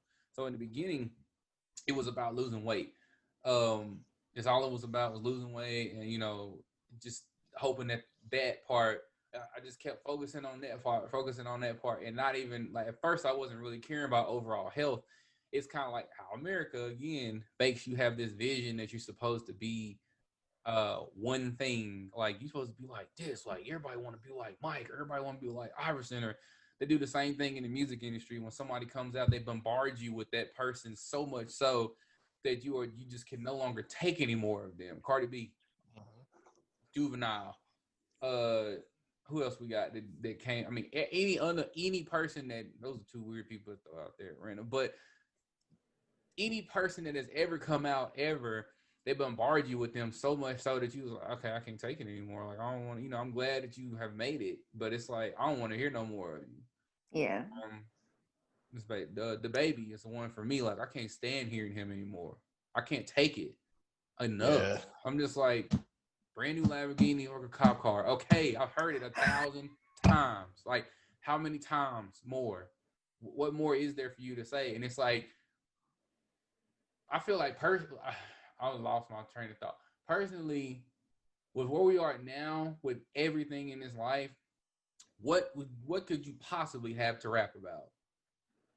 If it ain't got nothing to do with producing something that is going to promote the minds for people to go get it and build community. I'm not saying they got to be rapping about, down with dope. I ain't saying you got to be all like that. I'm just saying like, how much longer we gonna be in the strip club? How much longer we gonna be on the corner? How much longer we gonna be in the trap? Like, do I listen to Gucci Mane? And was that my dude all throughout college? Absolutely. Still listen to him. But now it's on a different level. Now it's like I'm barely even listening. It's more so it's background noise for me because I'm either reading a book, I'm looking at something else, I'm trying to meditate. Like you said, we're in the dark, literally had to get your mind right. It's like I might be utilizing it to jog or something like that, but it's just like the subject matter be like, okay, like, bruh, but that's me now. Like now I'm, that's 31 me. Like I'm somewhere else in life now. Like I'm not 25 and still out here chasing, trying to figure out how to run up on 1,000,000 off the corner, but I've never been on the corner. You see what I'm saying? Like a lot of people won't take that reality check. And so back to the boxing thing, people won't take the reality check with capitalizing and taking their health seriously. Like I often say, like people want to pray over food all the time, right? But they always praying over food that's not nourishing to them. They're like, oh I saw Lord, this let this coming. food be nourishing to me. But you praying over ribs. And it's like, ribs don't have any nutritional value. Like, I mean, you might get some protein, but it's dead protein. You see what I'm saying? Like you praying over food that's already been killed. So what could it really do for you besides something that's living like, apple or orange or plants? I'm not telling you got to be vegan. No, we didn't say that on the show. Like you got to be vegan to be healthy. No, there's plenty of vegans out here. I'm pretty sure that are toxic, unhealthy, don't have their stuff together, all type of stuff. But holistic health is what you should be chasing. being able to be your own doctor is what you should be chasing, because I mean, back our ancestors and everybody that came before us, grandma always knew what you needed most of the time. She's Yeah. like, oh, you got stung by a bee, go get you some tobacco and put it on the sting, and then that'll, I don't know, it does something to it. Like, I've been stung by a lot of wasps in my life, unfortunately. So it's like, you know, I learned that kind of stuff with It gets the stinger out. Fun fact. Yeah, that's what it is. And then with like with your freaking, when your stomach used to be messed up, grandma would give you some baking soda or something like that, or you know what I'm saying, like she would just know what to give you. She knew remedies. She knew how to take care of herself. The only unfortunate part for her was she didn't know how to love herself because nobody taught her how to do that part. You see what I'm saying? And so I feel like that's why it's our time now, no time better than the present, to get out of our own way, push our own selves to a better, higher self of who we are as people, but also do the same thing in the community when you can, within reason, without tapping yourself out, you know. And I think that's the key about the tapping yourself out, because I feel like the content is there for rappers and any artist or any person right now that's an influencer of any kind, to talk about things that are going to be truly for the culture, to benefit the culture, and to change the culture. And of course, I'm using the culture because we sticking with themes. But you also got to remember, people are going to produce things for the culture that the culture wants and that the culture is going to buy. The baby being pushed because that's the message right now that the culture seems to be tapping into. Roddy Ricch and all the other people that were just, you know, being showcased at the BET Awards. There are plenty conscious artists and influencers who are talking about the movement. There are plenty of people in Hollywood, producers, actors, actresses, comedians, who are talking about, you know, the fight right now and who are on the front lines. But they still want to put forth entertainment because you still got the group that's like, that's too much for me. I just like, I need you to entertain me. Like, I need something that's gonna like take my mind off of it. Yep. That's fair. I mean, yeah, like that's fair. I think for me, it's just, you get tired of seeing people complain about things without the inclination of a thought of a solution. I had to recently, my fiance and I, we go to couples therapy, and so like one of our therapists had us watch this video called "It's Not About the Nail." What you did? I gotta do a dance for it. Oh yeah, I love that, man. Like, we watched this video called "Not About the Nail." It's only like a minute and a half or something like that, but you know, I'll just challenge people to go look it up. Like, type in "It's Not About the Nail" on YouTube. I won't tell you what it's about, but one thing what I will, because I want you to, whoever is listening or watching, I want you to go watch it for your relationship, for yourself, for you and for other people. But it's about listening, about active listening, and then about sharing space with someone and being there. We'll just leave it at that. But we need more of that. I'm not saying that you can't rap about being in a strip club and all that kind of stuff, but it's like, personally, T is tapped out on that. Like, if you ask me if I want to go to a strip club, I'll be like, we can go. But it's like, it's not my first choice. If you Jay know me, one of my favorite things in the world to do is nothing. I'll be like, what you want to do? I'm coming to your house and just sit down, because I done been everywhere this week. I done did this and that. I just want to just sit down. Or either that or travel and do nothing at the same time with no itinerary. There's nothing better than that, because that's when you learn more about a different state, country, city. I mean, whatever. That's my thing. And so, you know, I'm just tapped out on a lot of the things that damage us as people, especially Black people. You know, we came in damaged, and it's like the stuff that we are rapping about or making movies about. Unfortunately, you know, we're telling our truths through these stories. But it's like, how many more slavery movies do we have to see? You know what I mean? Like, sometimes I'm just like, can we take a break from being slaves? Like, can we take a break? But can we also clarify, if we gonna end slavery movies, titled slavery movies, that we also gonna end the whole slavery culture? That's also all the subliminal messages of us being slaves to other things. If you're gonna cancel it all. That's all I'm saying. That's fair. That's fair. It's I mean, I'm just throwing this out there. Since when Harriet Tubman was Bruce Willis, I'm just throwing it out there. Um, you know, I mean, shout out to Harriet Tubman, but I don't know. This movie, we talking about slavery movies and whatnot. This movie called, Harriet Tubman had a movie. Was it last year or earlier this year called Harriet? And Yeah. yeah, she is pretty much like the John Wick of the slavery times in that movie, man. Like from what the pieces that I saw, and I was like, But the uh, commentary afterwards about her true view about being like what it's like to be Black in America, because so many of these movies don't have Black Americans or African Americans or people who truly, places. yeah, and so their view is different on how we should act in our culture or how we should treat our governing officials, based off of where they're from. And I've had the great honor, I guess so to speak. One of my favorite artists is Nicola Kibe, and like her work is amazing. But she talked about Paris. I did not know that. It was that bad. No, I didn't know France and them had it that bad. Like, you want to sue a woman because she made art of Black people in front of the Eiffel Tower? Like, for real? So it's also interesting. Yeah. So it's also, I can spell it for you. So it's also interesting when people talk about how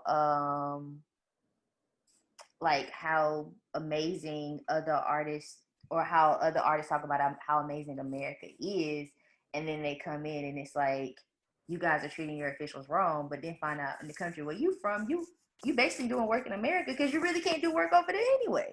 Mm-hmm. So how you have an opinion about us? Another great artist that comes from, who is doing amazing work in America that is not from America, gotta give a shout out to Jean. I think I said that correctly. John, forgive me if I needed to enunciate a little bit more. But he is the brother of Issa Rae in Insecure. Okay. He does a lot of, like, his tweets are amazing. He holds like little mini like talks where he'll talk about the industry and he says what he's doing. And he's talking a lot about like what's happening here in America, but also giving and shining some light on his home with Haiti and talking about like what things look like between the two countries. And then also like the fact that they didn't necessarily see racism the way you see it in America where they're from. And because we were taught that Haiti's all poor and etc., like we don't know that some of these countries have really powerful and influential Black people. Same thing with the continent of this place called Africa. Like Africa. Like no people, like, a lot of people think it's just deserts and whatever media offers you. And that's the thing. I was teaching a young bull the other day. I was like, you do realize that there's a lot more in Africa to offer than what the television is telling you, right? I was like, you got Instagram, you got Google. I was like, you have a lot of things at this point. What I didn't have, all we had was the TV at 2:00 in the morning with the flies on the faces of the kids. And for just 1 cent a day, you can sponsor this child. Yeah. After you've been watching BET for too long? Man, I'm telling you, after Uncut goes off. And they bring up the World Hunger commercials, UNICEF commercials. They got the man on there singing. After I just watched Tip Drill. right, yeah, right. Lay booty. So, but I guess it kind of makes you want. Well, moving to the final question from this section. Sorry it took so long. Where do you plan on going from here? From here, where do you plan to develop your knowledge, your therapy? What is it that you see for yourself going forward? It's interesting you said that, and I'm gonna go ahead and just put it out there. You said that, and I went completely Pinky in the brain, like take over the world. I don't know, like I had that mentality sometimes, and I think it shows on my page, in the way some of my content has been dropping lately. Okay. Like something that hit my spirit, and I'm like, nah, I just need to get this out, like, because I've been seeing a lot of something, and I know I got an audience, so let me just tell y'all what the real is. But honestly, where I see this going is just honing in on my craft, developing who I am, walking more in my purpose, and my ultimate goal. Just go ahead and put it out there. I'm gonna be somebody professor. They might write a song about me because I'm gonna be the fine professor. So, still have my research hat and doing individual therapy. Not trying to do it all because, like I said, when the right person come in my life, I know life is gonna be amazing, and I'm gonna still be able to be the woman that I want to be and all the things. But I'm then gonna add the title of wife, mother, and I'm gonna be instilling all this knowledge in my future, in my legacy. Like they ain't gotta do what I do, but they gonna carry some of this knowledge. Like you gonna know why you doing this. Like I'm not gonna be just telling you like this what you need to do. Like you gonna understand why we fight basically. So that's what's next. Continuing to build onto all of this.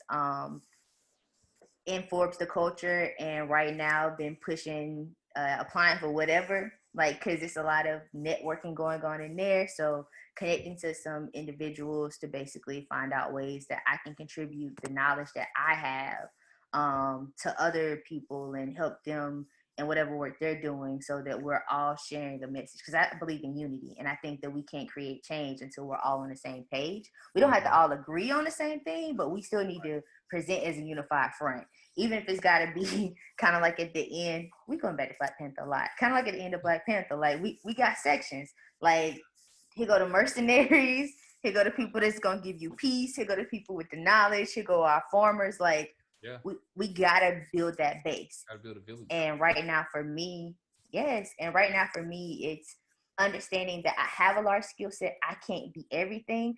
But in knowing all that I know, I also know resources in those areas. So while I might be able to come talk to somebody about what doulas do, I might be able to talk to somebody about policy, or simply just talk a little about who I am and all the aspects of me. If somebody needs to know a therapist, if they need to know, who's this person in public health or who's this doula, I can give you those resources because I'm locked into those communities. Yeah, you plug in. And that for me has been strange lately to hear people calling me the plug, but then a joy when I realized no, like it's the plug though, because like I am like a walking resource library. Like what you need, I got you. Facts. Love it. I love that. Okay. So now that we got all the extremely serious stuff on our, you got like a couple more minutes. Yeah. All right, bet. You ready to have a little bit of fun, you guys? Sure. If you in, let's do it. All right. I'm gonna need y'all to send me some money in my cash out. No, all right, here we go. So we're gonna play this.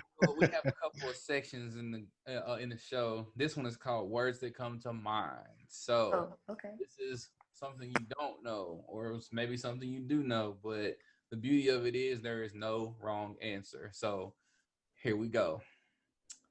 So I'm going to say one word, and it's just anything. It can be a phrase, it could be a sentence, it could be a time in your life, or it could just be one word. It could be anything, like whatever comes to mind whenever you hear whatever is said. Y'all ready for it? And this is open, so this is like full round table, everybody, full discussion, whatever. Okay. Yeah. Shakespeare. I hated Romeo and Juliet, and I still do. Like, yeah, the whole star-crossed lovers thing, I wasn't feeling it. And then before I even knew I was going to be in the mental health like I am, the idea of these two teenagers killing themselves for each other, it wasn't love. That still ain't love to me. Mm-hmm. There you go. What about you, Jay? I saw you shaking your head in agreement. So is that what it was? Or? Yeah, unnecessary. You know how I feel about Shakespeare. Okay, why do you choose to talk backwards when you could talk regular? Talk regular. Like you made my life hell. Like you do it. Like why talk regular? Talk regular. Why did I have to get a book that breaks down your regular text, and then one side your text is whatever you saying, and then on the other side I'm having to decipher what you're saying. Like I forgot what they called those books, but it was man, I forgot what they called, but it was a Shakespeare book, and then like the left hand side of the page would be like what the actual play or the text from his mouth, and then and the right side of the page is what, in layman's terms, basically what English is, how English is spoken today. And I'm like, oh, Basically, I'm like like, clip notes in front of you. yeah, basically, Yeah. basically. And you know, they had those for like certain books of, you know, certain books and plays of his though. But like, yeah, unnecessary. Move next question. I, Okay. So next, talk backwards when you just talk regular. Okay. Books. Knowledge, gates, food, nourishment, and right now my whole world. Man.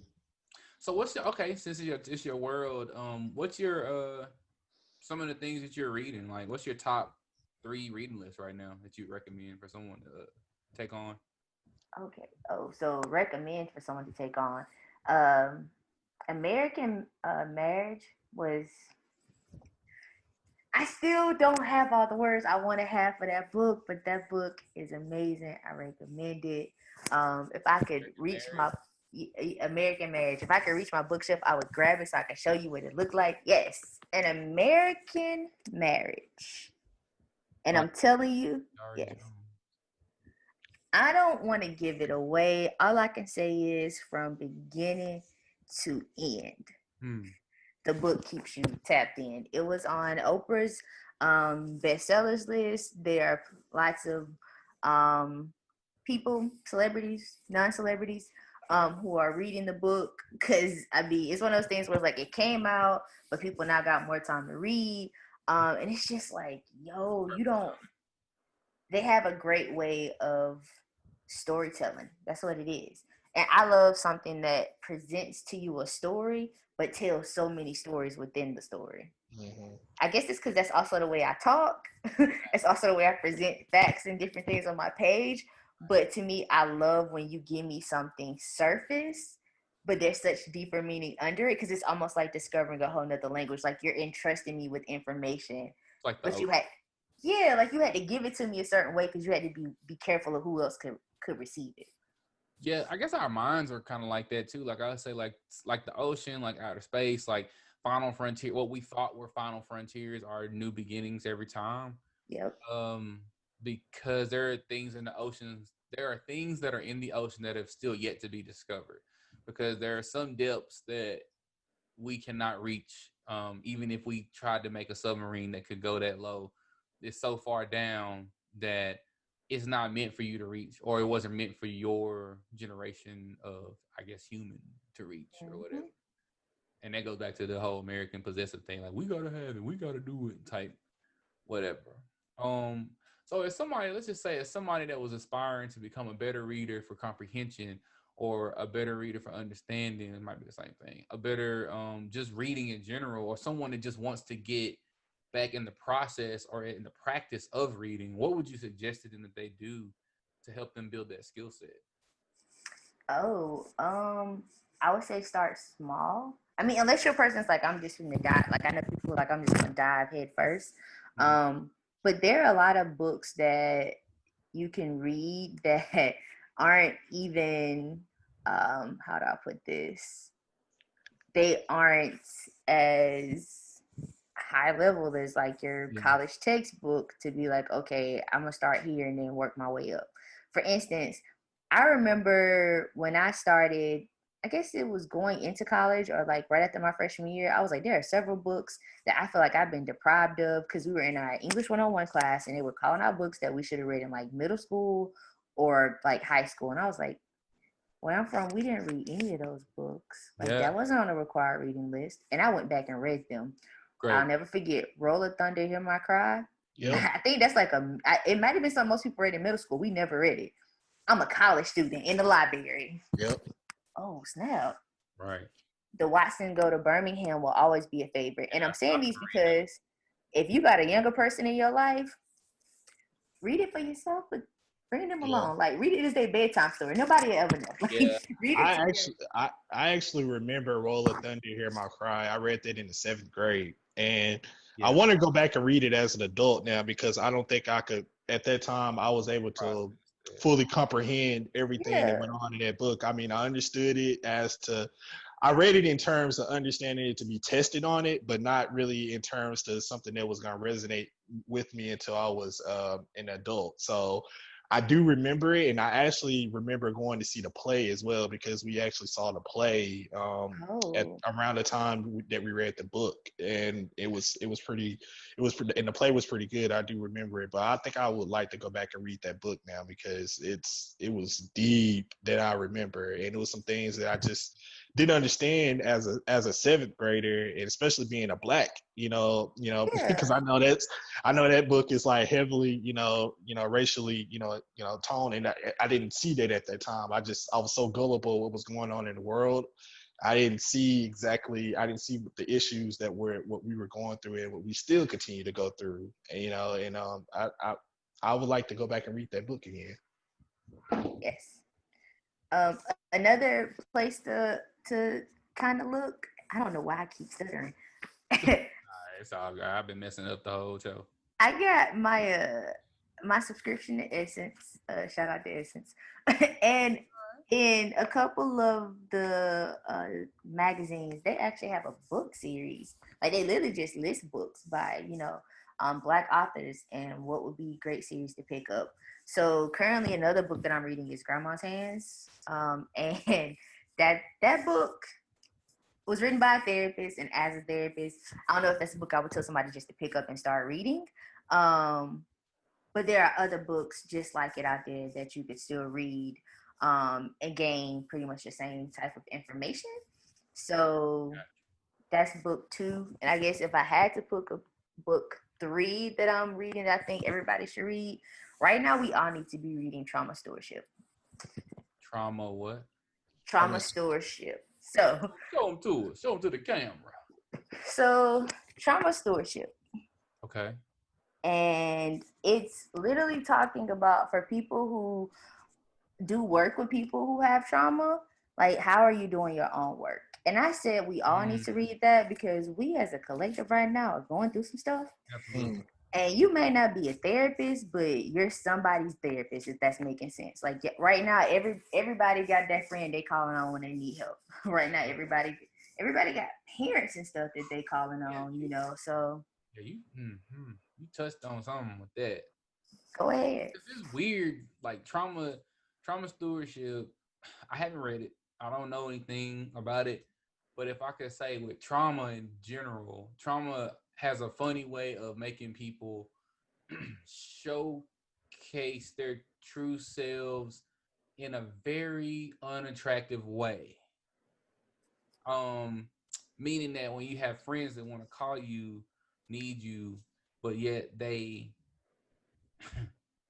I don't want to say that they don't want you to live, but they don't like what you stand for, but yet they still want to be involved in your life and want to be in your community and in the community that has embraced these people. Said, yeah, we love you, man. Come on in, but you don't like the views that these people have, or you don't understand, and then it's not straight up to them. It's like, well, no, that's not what I mean. What I mean is that it's like, well, when you say boycotting basketball games is stupid because of a man being shot 7 times, you say that's stupid. You basically just said fuck black people to me. In it's layers to it. Well, no, I was going to just say I completely see where you're coming from, and also the sense that I think people oftentimes are quick to pass judgment before realizing that judgment spreads. Because it's easy for them to say, no, I'm only talking about this thing. And it's like, but that's just like me coming into a room and saying, I think, y'all, this is just an analogy. I think banana pudding is evil. And everybody in the room eating banana pudding. So now everybody in the room like, oh, so she think I'm evil, you know? And then it's like, well, no, I just said the banana pudding. No, you can't be just saying the banana pudding, because if banana pudding is evil and I'm putting it in my body. So yeah, like I don't think people take the time to realize when they say something like the magnitude. I don't think anybody takes the time to think before they speak anymore. Like now everybody's just responding. Like they're just popping stuff off. Because I mean, folks been cooped up in the house for the last 4.5, 5 months. Folks been purposely putting themselves in danger, going out in the streets, doing stuff, you know, like, I mean, coronavirus, cold, flu, all these different things exist. I'm not saying that coronavirus is not a serious thing, because there are a lot of people that have lost their lives to it. But at the same time, if you're not doing everything you need to do to take care of yourself and your body, you're kind of helping it win. That's my view on it. That's right. That's why I still work out. That's why, you know, I still go to work. I'm blessed to be in a position to still be kind of sort of at work and not at work and stuff like that. So it's like we gotta look at the stuff that we do have where we can go that's safe, that makes sense, instead of trying to go against the grain. That was beautifully said. Yeah, I agree. So the next one, sorry y'all, so I'm going over 3, but no, you good. No, for all my ladies, I got this one. I was trying to do something like the Sisterhood of the Traveling Book. Oh, nice. The book got lost. Without the pants, though. That happens. You know, anytime somebody borrows something, it gets borrowed and forgot it was borrowed. So I just got it back. I have an extensive film collection, and a lot of my stuff is missing. So don't. Oh, likewise. Yep, Jay stole it off. Yeah, he stole all of mine. So yep. I just got this one back, but we're gonna pick this back up. And it's called The Little Black Book of Success: Laws of Leadership for Black Women. So excited to talk about this one and maybe do a review at some point later. Okay. This one, I actually need to do a year of no, because I need to say no more. But I'm a Shonda Rhimes fan, so I really wanna know more about like what life was like for her when doors started to open up, and like how a year of yes changed her life. Yeah, my wife needs to read that book. By the way, she needs to. I need to get that information. He didn't call you out on here like that. Yeah. She needs to read that book, and it'd be something in it to her, because she's a huge Shonda Rhimes fan as well. So you know, so I think I'll lure her in there. I'm like, you know, there's this book by Shonda Rhimes that you should check out. About saying, you know, it's talking about yes, but you can start learning how to say no. So yeah. This one, there's a one called Boundaries in Dating, and some more things. But just I feel like as for our generation, boundaries is something that a lot of us did not learn, and we just not having to learn them. It's an interesting read because it kind of reads like a textbook in some places. But for people who are like, yo, I'm on this journey and I truly I'm ready to do things differently, understanding like making boundaries and being okay with those boundaries. And I think for me, that's part of where the no comes in. Because sometimes boundaries can feel a little like, I don't want them to not like me, but like I like me and I love me, and I gotta love me more than I care about how you see me. So that's real. And then this one was actually suggested to me from a client, because I do let clients decide how quickly we're going to jump into something, and I never want to push them in when they're not ready. So this client surprisingly said they want to do a book, like a mini book club. And so generally I would be the one to assign reading, but they assign their own reading. Okay. And it's amazing because they introduced me to a new book, but it's a book that definitely would be something I would have suggested and will suggest for some more clients in the future. And it's called Whole Again, and it's healing your heart. Healing your heart and rediscovering your true self after toxic relationships and emotional abuse. Yeah, definitely got to have a pen and paper handy when you read that one. Make some good notes and develop your understanding of it. It's got some charts in it too. Like, ooh, so you get to do the work. It's really nice. Yeah, that's dope. So That's just some of them. I'm reading as a part of a book club to A Drop of Midnight, so I'm excited about that. Okay. So That yeah, was, been a few that was things, loaded. but I didn't love it. Yeah. That was loaded. So with the marriage, what was it? What was it called? An American Marriage? Yes. Okay. Is that a book that you would recommend? Like, because my wife and we just starting this thing that we starting to read books together. Like, we'll save out. In fact, probably as soon as this pod end, I'm gonna probably go to the bedroom. We're gonna read our books together. Nice. I'm reading an urban fiction book with her, Sister Soldier book. I don't know if you ever heard of Sister Soldier or not, but yeah, I think it's the coldest winter ever. That's what we currently read. I only made that face at the fact that like y'all actually did a little research on my background, and then he said, "I'm not sure if you read Sister Soldier, but it's okay though, you know." Oh yeah. So you went okay. So I have never apparently she has a series of books out. I've never read Yes. any of those, and my wife she chose the book. I think she's probably read like one or two of her books, and I'm just like, okay, because I'm just thinking this is gonna be But you more. into it, right? I'm into it. I'm not gonna lie. I'm not gonna lie because she's very descriptive. I like the way that she uses her words. Every time I read a chapter, I can kind of visualize her explanations on certain characters and whatnot. I mean, I guess that's how books are supposed to work, but anyway, yeah, we're reading that together. We went to the library. We went to the library online, and they came Yeah. out and like gave her some books. It's like, here you go. They put it in it like a burlap sack and everything. Get out of here. It was kind of interesting. I've never really done. I mean, but being interesting times now. But yeah. So we're reading that together. She's like probably a chapter ahead of me, and I'm a chapter behind. So I say this to say that the marriage story, would that be a good book for us to both read Yes. together? Okay. And I promise you, y'all gonna laugh, y'all gonna joke, Okay. maybe have some moments where y'all not laughing and joking. But it definitely will open up some conversation pieces too. Because once again, it's a story, but through that story, so many things happen. And so yeah, the title is very fitting. I'll put it that way. The title Okay. is very fitting. So I'm gonna tell her it's my choice next time, and I'm gonna choose. I'm actually gonna write that down. That's gonna be the one that we probably read Okay. next after the Sister Soldier book. But I am really enjoying it though, for what it's worth, the Sister Soldier. So I'm excited about it. I have a question, Jay. When y'all Yeah. read the book, do y'all read it? Do you have? Did you? Is it one book, or y'all both reading the same book, but it's two separate books, and y'all are coming together and discussing it, or y'all reading it out loud, or how y'all doing it?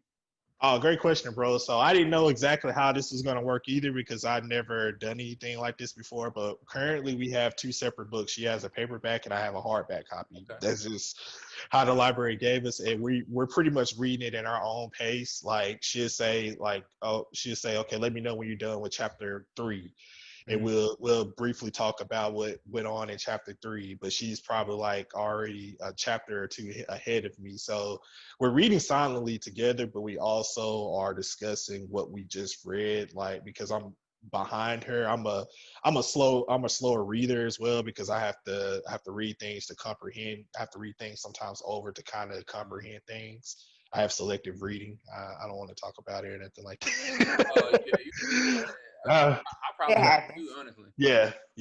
But no, Bro, like I'm so my reading be so slow, bro. I be reading stuff yeah. out loud to my like. I have to go find a place sometimes and just be like, the duck went down the street. Like I just be like, all right, he down the street, see spot, run. Right. Man, Why? I be like, hey, Yeah. man, sometimes it's still like that. I mean, I've gotten better at being able to read um silently. Like I challenge myself to read more silently, and then sometimes I even challenge myself to read silently while there's noise around me, so that I'm training myself to be able to still create peace even in the midst of like turmoil.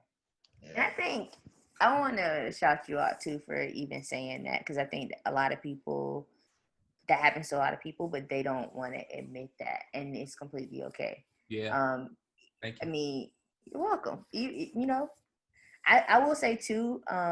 Even another way to challenge yourself with that is putting music on in your headphones.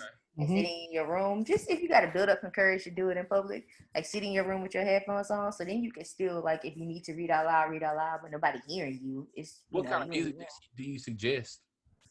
Oh. So if you're trying to challenge noise, then the best noise to challenge, honestly, is the noise that you're used to, because you're gonna have to fight yourself from singing along to the music. All right. Cause that's why they tell you, like, if you studying, be careful what you listen to, because you start to realize you wait for the exam and you read a question and the first thing that pop up is the song lyrics to the song you was listening to instead of the answers.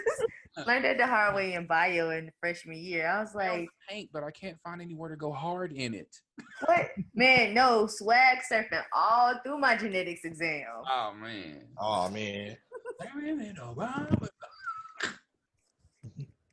Okay, bet. I like that. Y'all giving me little tools and tricks trying to get back right. You feel me? I need it. My bad. I feel like I cut somebody off. I don't know who I cut off. I was done giving my book list, and Jay was Yeah. saying that him and his wife got a reading club for my Okay. Yeah. So a couple more of these, and I know we're running out of time. We've been talking, y'all. It's been good, and I appreciate Man, it. that's what happens when you got the vibe. Like, I was so excited, and now I know why I was so excited. Yeah, man. Oh, why? Please let us know. This was like the vibe in here the whole show. From Jay welcoming me in with some music. He didn't know I was on, so that's the funny part. When he was like, "Y'all started partying without me."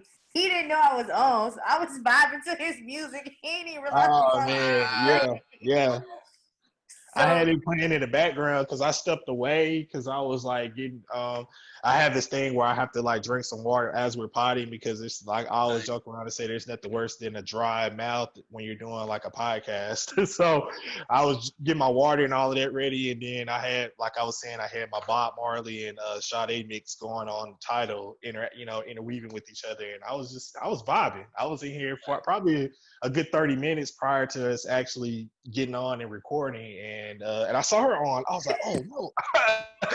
I was like, oh man, I love it. yeah. So yeah.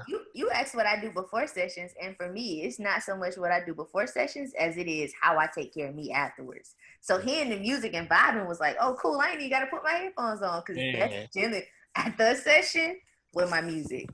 Okay. Let them people emotions go and get back into myself. So yeah, so that was step one to knowing this was gonna be dope. And I guess even prior to that, you told me you was gonna send me the notes. I got the notes. The whole correspondence beforehand, I was like, this feel real official. So I was kind of getting nervous, like, Okay. oh man, like how are they expecting me to show up? Like, and then when I saw your questions, I was like, okay, these questions really do kind of just get to the point of like, who is Chemyeeka? Like, it don't seem like it's gonna be too serious. And then and knowing a little bit about you from your extended half, I was like, okay. I was like, I think I should be cool, because like it's just gonna be real down to earth. But like I said, y'all, like the professionalism was on point. Like from the let me bring my partner in. Are you still available at this time? Okay, this is what we're gonna do. Even to like when you guys share stuff with me, I appreciate that, one, because it definitely like lets me know to let my audience know, like, hey, you guys need to check out them. And then also two, the stuff that you share is always related to my content, so it also lets me know that you be paying attention. Because I'm like, oh, okay, so this definitely goes along with what I'm talking about. So a lot of the like, and I, as a photographer and videographer, I'm really digging the images. Like you had a photo shoot on there. It's fire. I'm just like, thank you. Who did it? Yeah.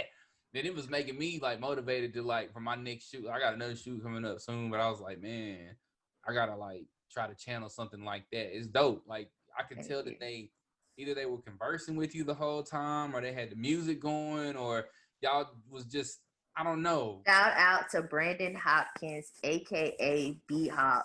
Yes. Shout out to B Hop. That we had a playlist going. So it's cool. He's also a friend. So it's cool when like I like to collaborate, for us, by us. So it was important to me, project to be done by someone that looked like me. And not only that, there's a couple of photos on there from Mackenzie Houston or Houston. We're alumni together at Georgia Southern, but a Black woman. She even did like this mini video of me, and it's got like me to the background. It's on Facebook, not on Instagram, but it's really cool. But all that to say, so because he's my friend, anybody else did that photo shoot would have been like, okay, we're doing headshots to say this about to be real professional. But I told him, like, I want people say they don't see my personality enough, so I want it to be a little fun. Man, 2 Chainz was on at one point. It went from 2 Chainz to like just some of everybody. And I have Nipsey Hussle and another rapper on my phone right now because he put them on my phone because he was like, yes. He was like, you need to know them. So they were playing. He's like, yo, we finna get motivated. So the shots you see with like the hood on my head, or like me staring at my phone, or just being really goofy. He was literally like, just be you. And like I was dancing or whatever came to mind. He was like snapping shots. Like, so the makeup is the only thing that's different about them shoots because I was like, I don't know if I want to do my makeup. Oh, you're not a big makeup person. I don't wear makeup. At all. Like this is how I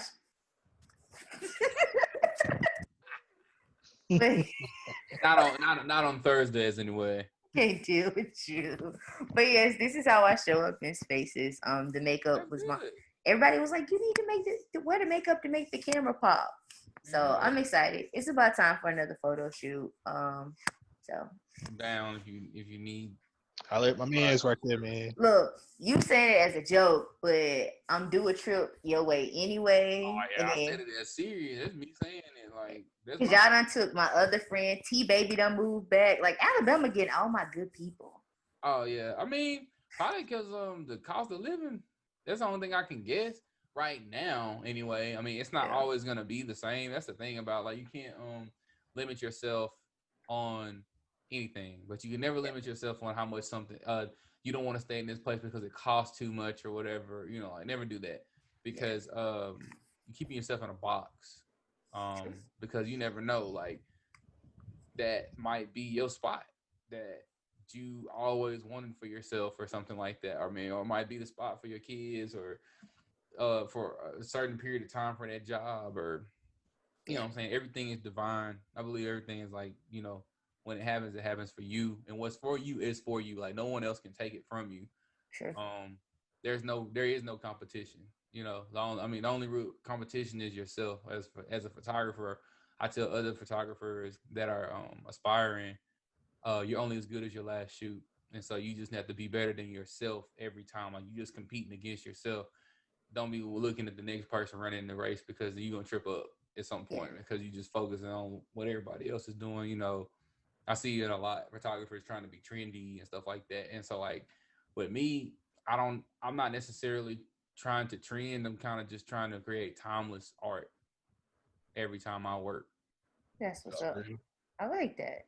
Oh yeah. I mean, you ain't have to sell me. I mean, like I said, I'm coming that way anyway. But yeah, most definitely we got a link now. Oh yeah, for sure. Yeah. I need a message and a message. Oh yeah. I'm gonna have notebooks and everything. No. But to finish that though, seriously, I think the podcast itself would have to be the highlight because I'm a goofy nerd, and I think I've said that people know that. Yes, and then also to talk about what's happening right, like in the current climate. So tonight would be one of those like when you chilling with your friends and somebody either got a little bit of alcohol, a little bit of something else, and y'all actually were comfortable, and the conversation lasts forever. We just did that, and ain't nobody drinking, ain't nobody smoking, nothing. Like came up with random stuff too, like the whole game of I'ma say a word, like. That's the type of stuff I vibe with. Like, yo, this is my kind of fun. Okay. Well, we're definitely gonna have to have you back then. So since you feeling this, I don't know if your audience gonna want me back. Like I'm like, this conversation lasted way too long. No, I feel like it's only for like what we just said. If it's for you, it's for you. Yeah. Only people that tap into this type of thing, and hopefully it's millions, because it's people that do need to catch the healing that happened tonight. Because I'm pretty sure it's people that are fathers or mothers or no kids or anything like that. Like in one way or another, the three of us are connected to someone that needed to see and listen to this Yeah. one way or the other. Like that's why we have two. That's why we have. Damn, I'm gonna break my stuff. Well, that's why we created two versions of the show for you to watch it or for you to listen to it. So that way, it's like we tried to cover both sides. That way, you know, if you need to see us, you can see us. If you need to hear us, you can hear us. I mean, the only way you won't see or hear is if, like, you know, we don't pay our internet bill or, you know, something happens or, you know, things happen in life, you know what I mean? And it takes us away. But just because something has been taken away from you, if anything, it's a chance for you to use that fasting period to develop yourself forward for something else. Like, you never should become too dependent. Like you were talking about being dependent on your parents, because at one point, you know, someday they may not be here, or you may not be here. One way or the other, you will have to part and go down a different path. Are you going to be prepared for it? Mm-hmm. And so that's kind of just like one of the premises of this show. One of the reasons we started is because we wanted to help people heal themselves. We don't claim to be therapists or anything like that, because we haven't gone through any of the things that you have gone through. Only you can do that. Like we just kind of like, I don't know. We kind of just keep it real where we are. And then somebody called me a street therapist the other day, and I was like, they got, what is it? Dope therapists. They got trap therapists out here. Right. I mean, now I feel the trap therapist. That part is actually kind of relatable. But who was a musical therapist for me at one point in time was old Kanye, because he like really spoke to me. He broke stuff to me that I didn't realize was there. But then he also was saying things that I was thinking, but he was way more charismatic with how he brought it out. Talking about not having no money, then having money, and then he went to Jacob and blew 100,000 on a watch and stuff, like crazy stuff. But wait till I get my money right. Like everybody has said that at one point in time in their lives. Like everybody wants to get their money right, but that's kind of like an endless chase. So it's like, how about we just get our health right? How about we just get our mindsets right? How about we just invest into something that will continue to pay us now and on the next realm? You know what I'm saying? Like money is just a means of an exchange that man created to make people chase a status for. Unfortunately, we do have to try to get this piece of paper, to give us some kind of validation to go into the next room. It's unfortunate, but it's all about how you look at it. You have to use it for what it's there for. True. Righteous. That's a good spot, I guess, to wrap, because I feel like we've been home for a minute. I did have a couple more things, but I just I don't know how much time y'all have. I was gonna say, you now officially know how to get a hold of me, so. All right. So and even if you didn't, you still got access to me. So. Oh yeah. Once I saw like the profile and the images, and then like what you were doing and what you were connected to, I was like, Jay, we gotta like reach out. We gotta shoot our shot, because I was like, she may be very busy. That's cool. We very busy. I was like, one way or another, we gotta have her on the show, because this is what she does. And I was like, for this time where we are in the world, we need somebody like that on the show to kind of like spread their positivity and plant seeds, because there's somebody that'll watch this show and their life will be changed. And that's our goal. When we create art or we do shows or anything like that, we do it to help, like, we're gonna make you laugh. We're gonna flame people and stuff like that. It's out of love. We ain't really trying to put nobody down. It's just we created the show for it to be a healing space, a promotion space, all of these different things. I mean, places for you to come and be able to talk about whatever. It's almost like virtual therapy, but just open, like anybody. And you guys have given me stories now to share too. I get to talk to, whether it be clients or my audience about TJ. Because, forever, the friends T and Jacob, I might have to make that a character. TJ might be a whole character. But literally, just healthy, relationships among men.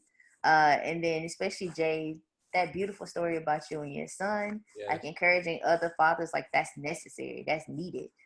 So I definitely got, if not more, as much from you two as whatever it is y'all feel y'all got from me tonight.